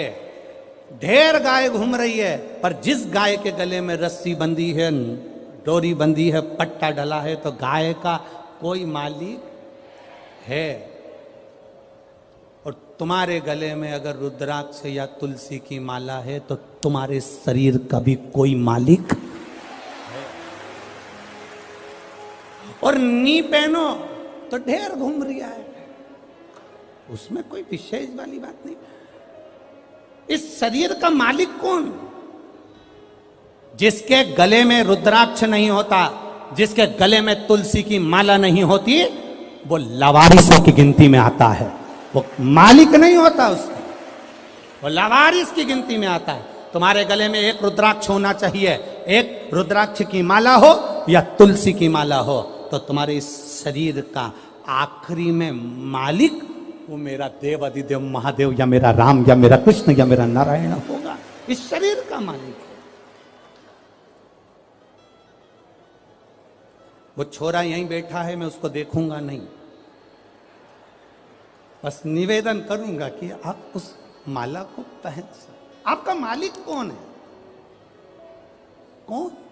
हम तो बाबा के भरोसे चलते हैं, हम तो बाबा के भरोसे चलते हैं। ये दुनिया वाले जलते हैं, ये दुनिया वाले जलते हैं। भोले बाबा के भरोसे चलते हैं, भोले बाबा के भरोसे चलते हैं। बैठ जाओ, हम गाएंगे नहीं, बैठ जाओ, बैठ जाओ, अब बैठ जाओ। बाबा, ये इस शरीर का मालिक मेरे बाबा को बनाना है। अंत समय प्रभु आना पड़ेगा, वचन दिया तू निभाना पड़ेगा। वो निभाने को तैयार बैठा है, मना नहीं करेगा मेरा देव अधिदेव महादेव। तुम्हारी दुख की घड़ी में, तुम्हारी तकलीफ की घड़ी में, तुम्हारे कष्ट की घड़ी में वो आने को तैयार बैठा है।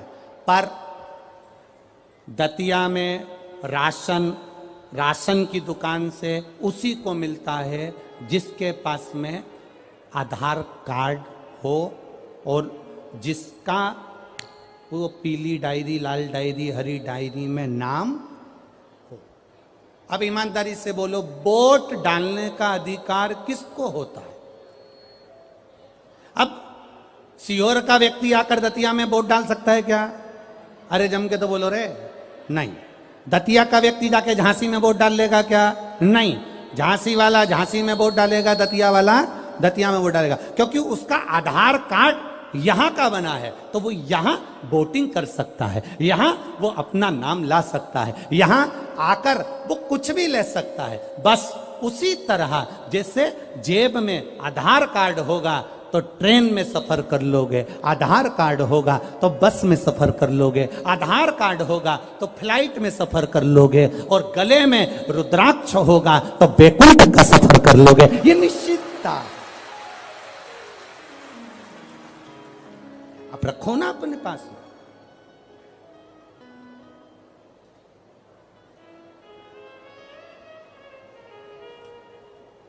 सोने की माला और रुद्राक्ष की माला में एक ही अंतर है। सोने की माला रात को मरोगे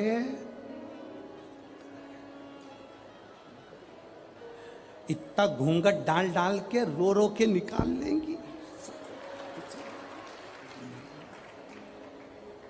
नानी भाई का मायरा सुना है कि नहीं सुना? नानी भाई के मायरे में नरसिंह मेहता की दादी जय कुंवर बाई के प्राण छूटे और नरसिंह मेहता की जो बड़ी भाभी थी वो दिन भर दादी को ताने देती थी, डुकरिया बैठी है, बूढ़िया बैठी है, मरती क्यों नहीं है, दिन भर ताने देती थी। नरसिंह मेहता को धक्के मारकर निकाल दिया था जिसने, अपनी देवरानी को धक्के मारकर निकाल दिया था वो नरसिंह मेहता की भाभी। जब सास मरी, दादी सास, तो उनसे गले लग लग के रो रही, इतना इतना घूंघट करके रो रही। जब दादी सास जिंदा थी तो पल्लू को यहां रखती थी और जैसे ही डोकरी मरी, बूढ़ी अम्मा मरी, बूढ़ी माँ मरी, दादी मरी, उसने पल्लू को यहां रख लिया और गले लग के रो रही। नरसिंह जी ने अपनी पत्नी से कहा, मेरी भाभी कितनी रो रही है, कितनी रो रही मेरी भाभी। इतने में नरसिंह जी की पत्नी बोली, सही कह रहे हो, दिन भर गाली देती थी पर आज दुख भी सबसे ज्यादा इसी को हो रहा है। थोड़ी देर बाद गले लग लग के रोने के बाद जेठानी ने देवरानी से कहा, मैं पानी पी के आती हूं, तू रो ले, मैं पानी पी के आती हूं, तू रो ले। जो देवरानी रोने के लिए बैठी, उसने देखा जेठानी गले लग लग के इसलिए रो रही थी क्योंकि सास के कान में सोने की मुर्की थी, उसको दांत से कतर रही थी। सोने की जो मुर्की थी कान में, उसको दांत से कतर रही थी और मुंह में धर के और चली गई और पानी के मटके में डाल के आके अब कहने लगी, जल्दी ले जाओ, जल्दी ले जाओ। वाह वाह ये दुनिया मतलब की दुनिया में किसी का कोई नहीं। कौन तुम्हारा, कौन रिश्तेदार, कौन नातेदार, कौन कुटुंबी, अंत समय में कोई साथ ना देगा। जितना पहने हो आभूषण सब उतर जाना है। अंत समय में केवल जो रुद्राक्ष की माला तुम्हारे गले में है, जो तुलसी की माला तुम्हारे पास में है, वो अंत समय में वो ही आधार कार्ड है। उसको देखकर बैकुंठ और कैलाश का प्रवेश हो जाएगा। उसी को देख प्रवेश।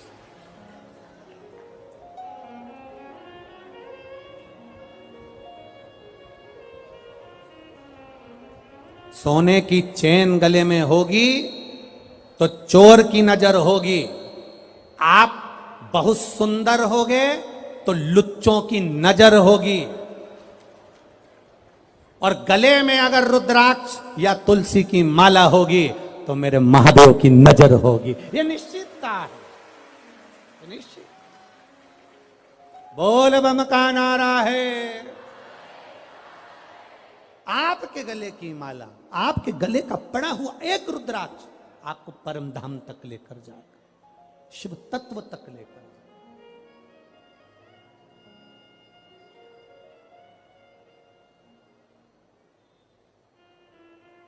साधारण नहीं शिव,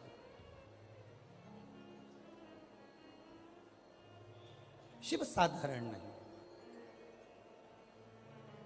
एक बार की बात है, शंकर भगवान से माता पार्वती जी ने कहा, प्रभु मेरा मन है, मेरा मन, बाबा एकांत में जाकर मैं तप करना चाहती हूं, मेरा मन है। शिव जी ने कहा जाओ। यही कांचीपुरम का जो तमिलनाडु क्षेत्र के अंतर्गत कांचीपुरम है, और वहीं पर एक आम के पेड़ के नीचे माता पार्वती तप करने के लिए बैठ गई। आम के पल्लों में, आम के पेड़ के नीचे। अब थोड़ा ध्यान देने वाला विषय है, थोड़ा ध्यान दीजिएगा। हो जितने भी बैठे हो बड़ा ध्यान देना। शंकर भगवान का तीसरा नेत्र खुला, कामदेव आम के पेड़ पर चढ़ा हुआ था। काय के वृक्ष पर था? आम के पेड़ पर। पार्वती जी ने जो तप साधना करी वो आम के पेड़ के नीचे करी। हमारे सनातन हिंदू धर्म में दरवाजे पर जो बंदरवार बांधी जाती है उसमें आम के पत्ते लगाए जाते हैं। कलश स्थापना करी जाती है तो उसमें आम के पत्ते रखे जाते हैं। घर में कोई अच्छा कार्य होता है तो आम के पत्ते लगाते हैं। आम के पत्ते।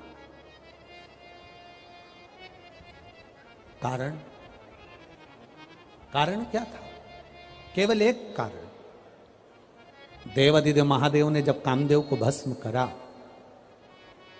उस समय पर भगवान शिव का नेत्र कामदेव पर पड़ा, कामदेव भस्म हुआ। आम के पल्लव में छुपा था, आम के पल्लव में। आम का वृक्ष भी उस समय पर कामदेव के भस्म होने पर जलने लगा, तड़पने लगा, चिल्लाने लगा। आम के पल्लव में से आवाज आने लगी, बाबा बाबा बाबा कहकर जब पुकारा, बाबा बाबा कहकर पुकारा, 2 बार आम के पल्लव ने कष्ट होने पर हर हर कह दिया। क्या बोला है? जम के बोलो जरा, हर हर। केवल 2 बार आम के पल्लव ने बोलना चाह रहा था, मैं हरा भरा हूं, हरा हरा हूं, और आपने मुझे जला दिया। हर हर बोला। शिव जी की दृष्टि पड़ गई। भोलेनाथ जी ने, कामदेव भस्म होकर जमीन पर गिरे और आम के पल्लव को, आम के वृक्ष को शिव जी ने भस्म होने से रोक दिया और कहा, सुन आम के वृक्ष, आम के पल्लव, तूने हर हर कहा है, इसलिए तेरे को मैं भस्म नहीं करूंगा। तेरे ऊपर आने वाली जितनी बाधाएं होंगी वो सब नष्ट कर दूंगा। आम के पल्लव ने कहा, प्रभु मुझ पर आने वाली बाधा अगर आप नष्ट कर रहे हैं तो मुझे वर दे दीजिए नाथ। ऐसा वर दे दो जिसके दरवाजे पर, जिसकी पूजन में, जिसके द्वार पर आम के पल्लव बंधे होंगे, उसके घर में कभी दुख प्रवेश ना करे, ये वर दे दिया।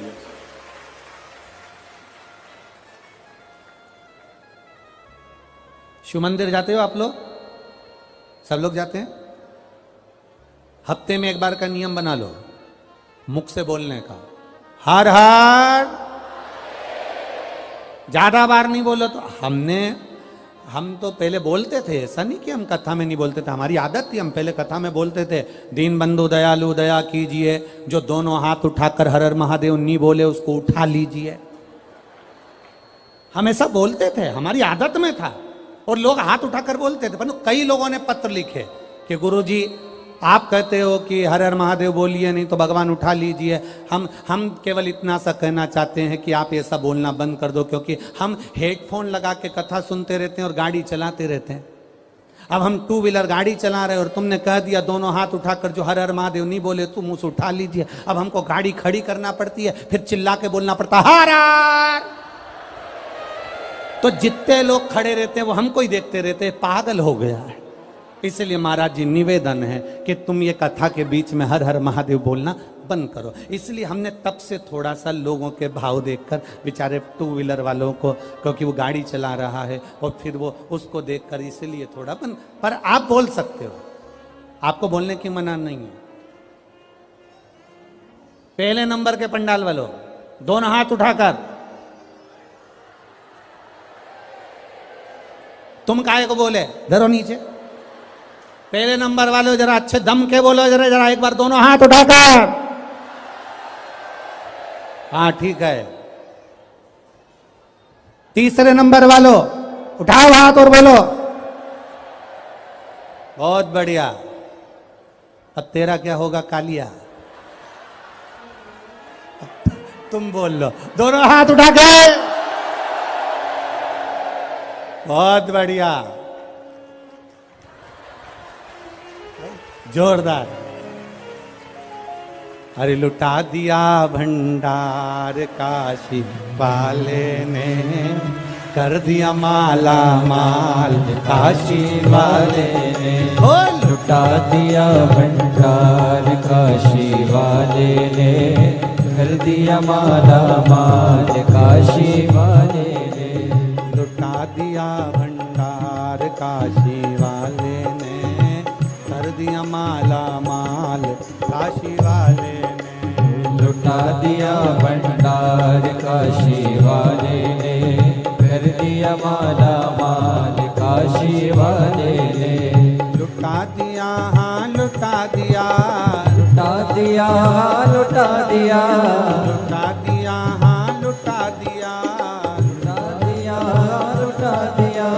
लुटा दिया भंडार काशी वाले ने, कर दिया माला माल काशी वाले ने। लुटा दिया भंडार काशी वाले ने, कर दिया माला माल काशी वाले ने। लुटा दिया भंडार काशी वाले ने, कर दिया माला माल काशी वाले ने। लुटा दिया भंडार काशी वाले ने, कर दिया माला माल काशी वाले ने। कर दिया माला माल काशी वाले ने, कर दिया माला माल काशी वाले ने। कर दिया माला माल काशी वाले ने। कर दिया माला माल काशी वाले ने। अरे लुटा दिया भंडार काशी वाले ने, कर दिया माला माल काशी वाले ने। ओ लुटा दिया भंडार काशी वाले ने, कर दिया माला माल काशी वाले ने। बड़े भाव से दोनों हाथों से ताली सेवा देते हुए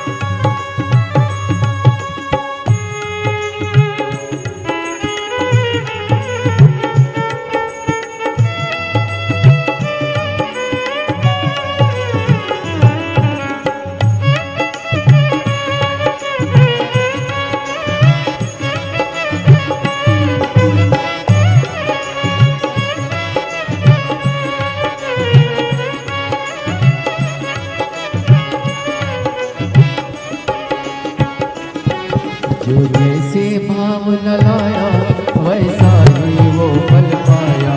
जो जैसे भाव न लाया वैसा ही वो फल पाया।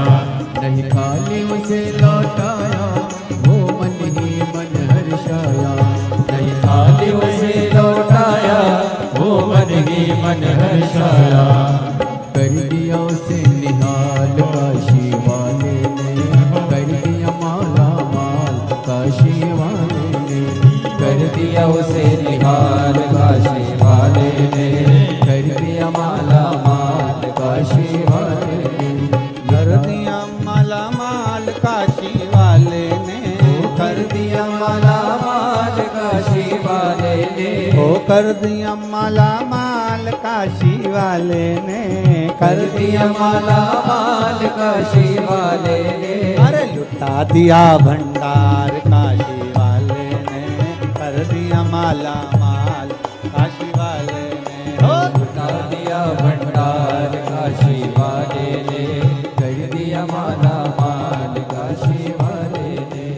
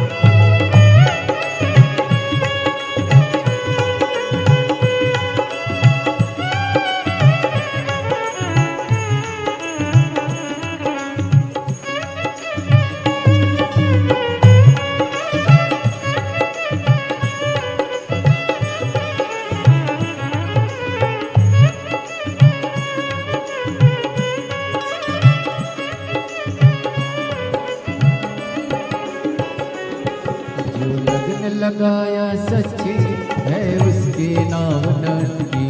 जो लगन लगाया सच्ची है उसकी नाव नटकी। जो लगन लगाया सच्ची है उसकी नाव नटकी।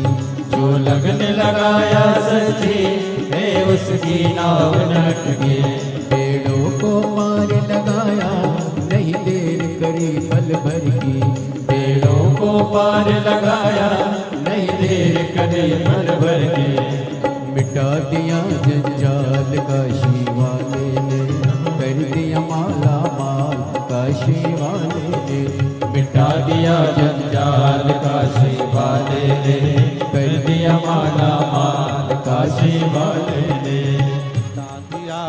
भंडार काशी वाले ने कर दिया माला माल, काशी वाले ने लुटा दिया भंडार, काशी वाले ने कर दिया माला माल, काशी वाले ने ओ लुटा दिया, हाँ लुटा दिया, लुटा दिया, लुटा दिया, लुटा दिया, हाँ लुटा दिया, लुटा दिया, लुटा दिया, अरे लुटा दिया भंडार काशी वाले ने कर दिया माला माल, काशी वाले ने हो लुटा दिया भंडार काशी वाले ने कर दिया माला माल, काशी वाले ने ओ लुटा दिया भंडार काशी वाले ने कर दिया माला माल, काशी वाले ने लुटा दिया भंडार काशी वाले ने कर दिया माला माल, काशी वाले आर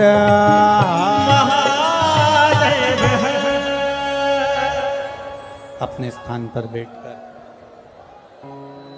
भगवान देवाधिदेव महादेव से भाव से प्रार्थना करिए।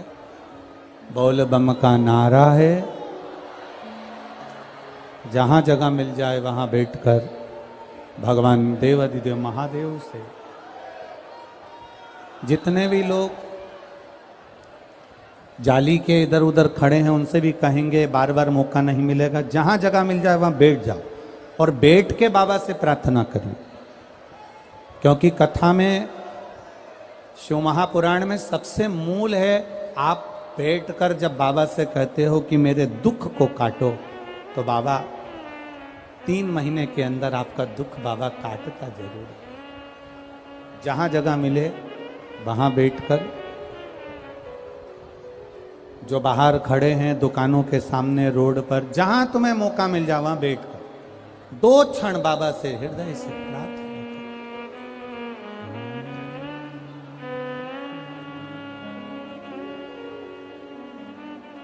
श्री शिवाय नमस्तुभ्यं, श्री शिवाय नमस्तुभ्यं, श्री शिवाय नमस्तुभ्यं, श्री शिवाय नमस्तुभ्यं,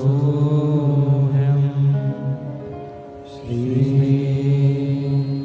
शिवाय नमस्तुभ्यं।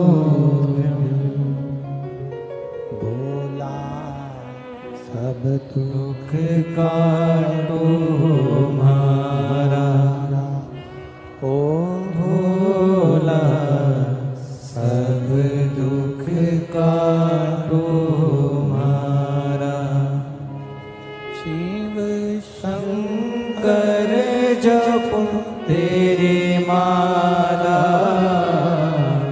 भोले बाबा जपो तेरी माला, भोला सब दुख काटो हमारा, ओ भोला सब दुख काटो हमारा।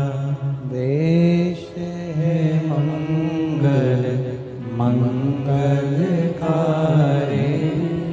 देश है मंगल मंगलकारी, शमशान वासी हमारा, शमशान वासी हमारा, ओ भोला सब दुख काटो हमारा, ओ भोला सब दुख काटो हमारा। शिव कथा कहती है, पार्वती जी ने आम के वृक्ष के नीचे तप किया। जब माता पार्वती जी ने आम के वृक्ष के नीचे तप किया, इसको थोड़ा सा नीचे करो, आम के वृक्ष के नीचे तप करा, शिव जी के स्मरण में आया कि पार्वती जी तप कर रही हैं और ये तप अगर पूरा हो गया तो पार्वती जी चाहती हैं कि जो निर्णय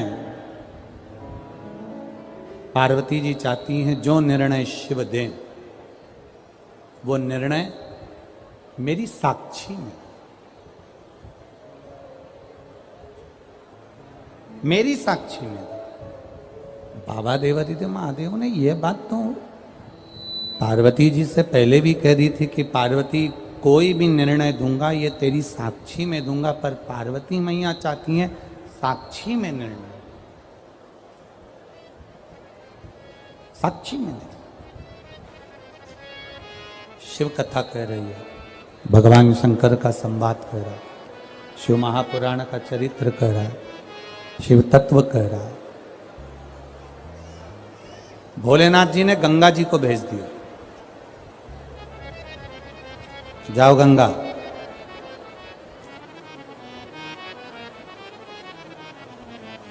जाकर गंगा जी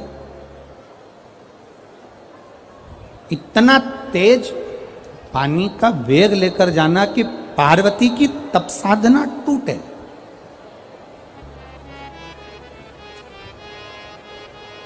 जल के वेग को लेकर जाइए जिससे तप साधना पार्वती जी की टूट गई। शिव जी के मंदिर जाना भी एक तप है, शिवालय में पहुंचकर एक लोटा जल चढ़ाना भी एक तप है। शंकर भगवान के लिए भगवान शिव का श्रृंगार करना भी एक तप है।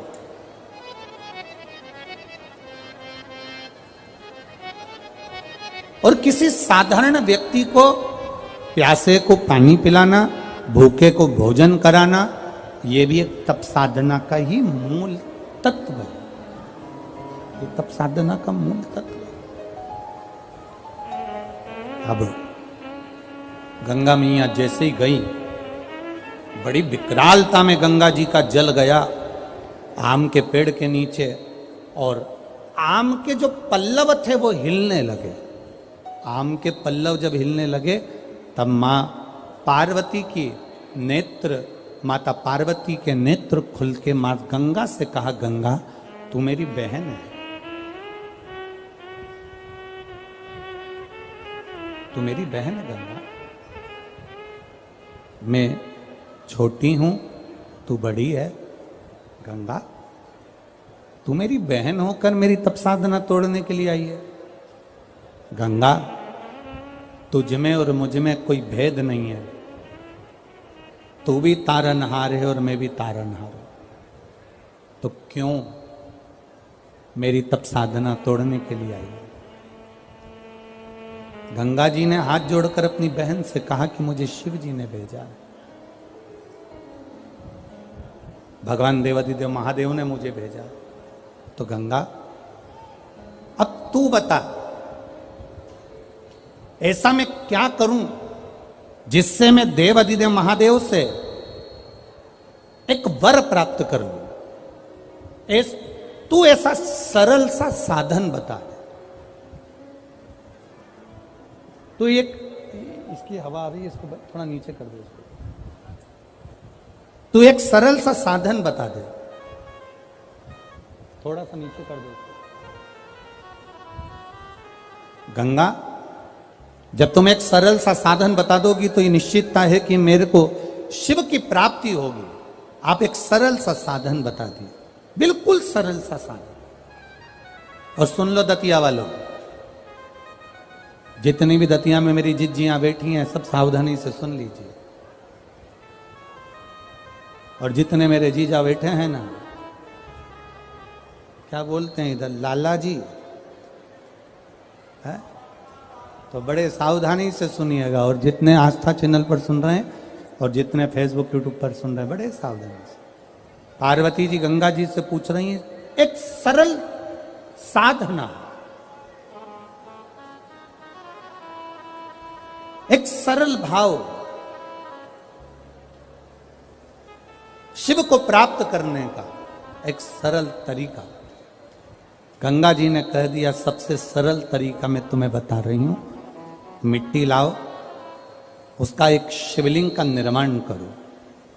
वो शिवलिंग का निर्माण करोगे और निर्माण करने पर उस शिवलिंग को बनाते समय तुम्हारे हृदय में जो भाव आएगा, देवाधिदेव महादेव तुम्हारी वो मनोकामना उसी क्षण पूरा कर देगा। निर्माण के समय पर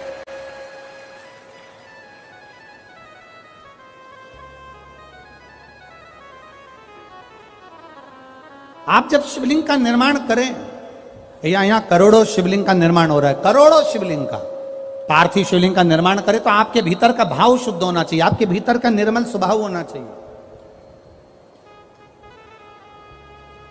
हम तो कथा सुनने वालों को भी कहते हैं कि कथा सुनते समय आपके हृदय में कपट का भाव मत आन देना, बेर का भाव मत आन देना। सती मैया कथा सुनने के लिए अगस्त ऋषि की यहाँ गई थी, कुंभज ऋषि की यहाँ गई थी, और कथा सुनते सुनते उनके मन में आ गया था, मेरे पति मुझे यहाँ कथा सुनाने के लिए लेकर आए हैं, इससे अच्छा कि मैं जलकर भस्म हो जाऊं। तो सती मैया को जलकर भस्म होना पड़ा। शिवजी के मन में कथा सुनते सुनते आ गया था कि मेरा मन करता है कि मैं राम का दर्शन करूं, तो शिवजी को राम का दर्शन हो गया। जो शिव महापुराण की कथा के पंडाल में बैठकर, पंडाल के क्षेत्र में कहीं पर भी बैठकर जो कामना करता है, देवाधिदेव महादेव उसको 3 महीने के अंदर पूरा कर देता है। यह शिव तत्व। एक पत्र आए हैं, देखिए पत्र तो आज बहुत सारे आ गए, पढ़े कौन इतना महाराज।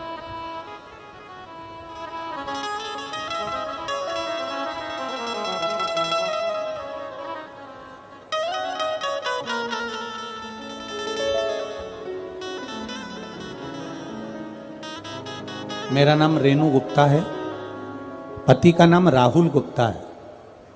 मैं इंदरगढ़ जिला दतिया की रहने वाली हूँ। कहीं बैठी हो तो हाथ हिला सकती हैं, जहाँ कहीं भी बैठी हो अपना हाथ हिला सकती हैं। रेणु गुप्ता, पति का नाम राहुल गुप्ता, मोबाइल नंबर लिखा है, इंदरगढ़ जिला दतिया की रहने वाली हूँ। कहीं बैठी हो तो अपना हाथ हिला सकती हैं, जहाँ कहीं भी बैठी हो। आपने लिखा है, गुरुजी 1 लोटे जल का मैं क्या वर्णन करूं। मैं एक हार्ट पेशेंट हूं, मेरे हार्ट में 40 mm का एक छेद है, जो डॉक्टर ने इको रिपोर्ट में बताया है, जिसकी जांच में लगा रही हूं, जिसका कोई इलाज नहीं है। 1 लोटे जल का मैं क्या बखान करूं गुरुदेव। 7 मार्च 2021 को मेरे को बीमार हुई और बच्चेदानी में नसों का एक गुच्छा आ गया। नसों का गुच्छा आया, ग्वालियर में दिखाया, ग्वालियर से मुझे दिल्ली रेफर कर दिया। फिर दिल्ली के एम्स में अल्ट्रासाउंड कराया तो मेरे गर्भाशय में 32 mm नसों का गुच्छा बताया, जिसका ऑपरेशन का बोला। हमने वो 32 mm का ऑपरेशन कराने के लिए तैयार हुए, ऑपरेशन तो करवा लिया, पर गुरुजी कुछ ही दिन में वो गठान का गुच्छा, नसों का गुच्छा वापिस आ गया। गुरुदेव दूसरी बार, पहली बार जब आया वो 7 मार्च 2021 को आया तो हमने ऑपरेशन कराया। दूसरी बार 5 मार्च 2022 को वापिस 23 mm का नस में नसों का गुच्छा गर्भाशय में आ गया। गुरुजी, मेरी बहन ने बताया कि टीवी पर कथा सुनो और डॉक्टर को दिखाकर आ जाओ और बाबा पर भरोसा करो, क्योंकि 2 बार ऑपरेशन डॉक्टर ने भी मना कर दिया कि शायद बड़ी बीमारी हो सकती है। हम वापिस आए, दवाई लाए, पशुपति व्रत करना प्रारंभ करा। बाबा की कृपा से 5 सोमवार पूरे होने पर हम वापिस एम्स में जांच कराने के लिए गए, ऑपरेशन के लिए। डॉक्टर ने जांच कर कर, इको कर कर बताया कि तुम्हारा वो बच्चेदानी में जो नसों का गुच्छा था वो समाप्त हो गया है और बाबा की कृपा है। ये शिव तत्व है। तेरी कृपा बिना न हिले, एक भी अणु लेते हैं श्वास तेरी कृपा से तनो तनो। हे गंगाधार मुक्ति द्वार ओमकार तू भोले ओमकार तू आयो यो शरण तिहारी शंभु तार तार तू। Shri Anita Sharma, Anil Sharma, Shrimati Anita Sharma, Anil Sharma, Shiv Sai Nagar city centre Gwalior. पुत्र आदित्य शर्मा, पुत्री वर्तिका शर्मा। कहीं बैठी हो तो हाथ हिला सकती हैं, कहीं बैठी हो तो हाथ हिला सकती हैं। Anita Sharma, Anil Sharma, Shiv Sai Nagar city centre Gwalior. पुत्र आदित्य शर्मा, पुत्री वर्तिका शर्मा। गुरुजी, पार्थिव शिवलिंग के पूजन का मैं क्या वर्णन करूं। आपके द्वारा शिवरात्रि सावन के महीने का पार्थिव शिवलिंग का पूजन कराया गया पिछले वर्ष। वो हमने हमारे बेटे और बेटी से करवाया। हमारे बेटे और बेटी का कहीं जॉब नहीं लग रहा था, बहुत परेशान थे। उन्होंने हिम्मत छोड़ दी थी, तब पार्थिव शिवलिंग का निर्माण आपका टीवी के माध्यम से ऑनलाइन किया।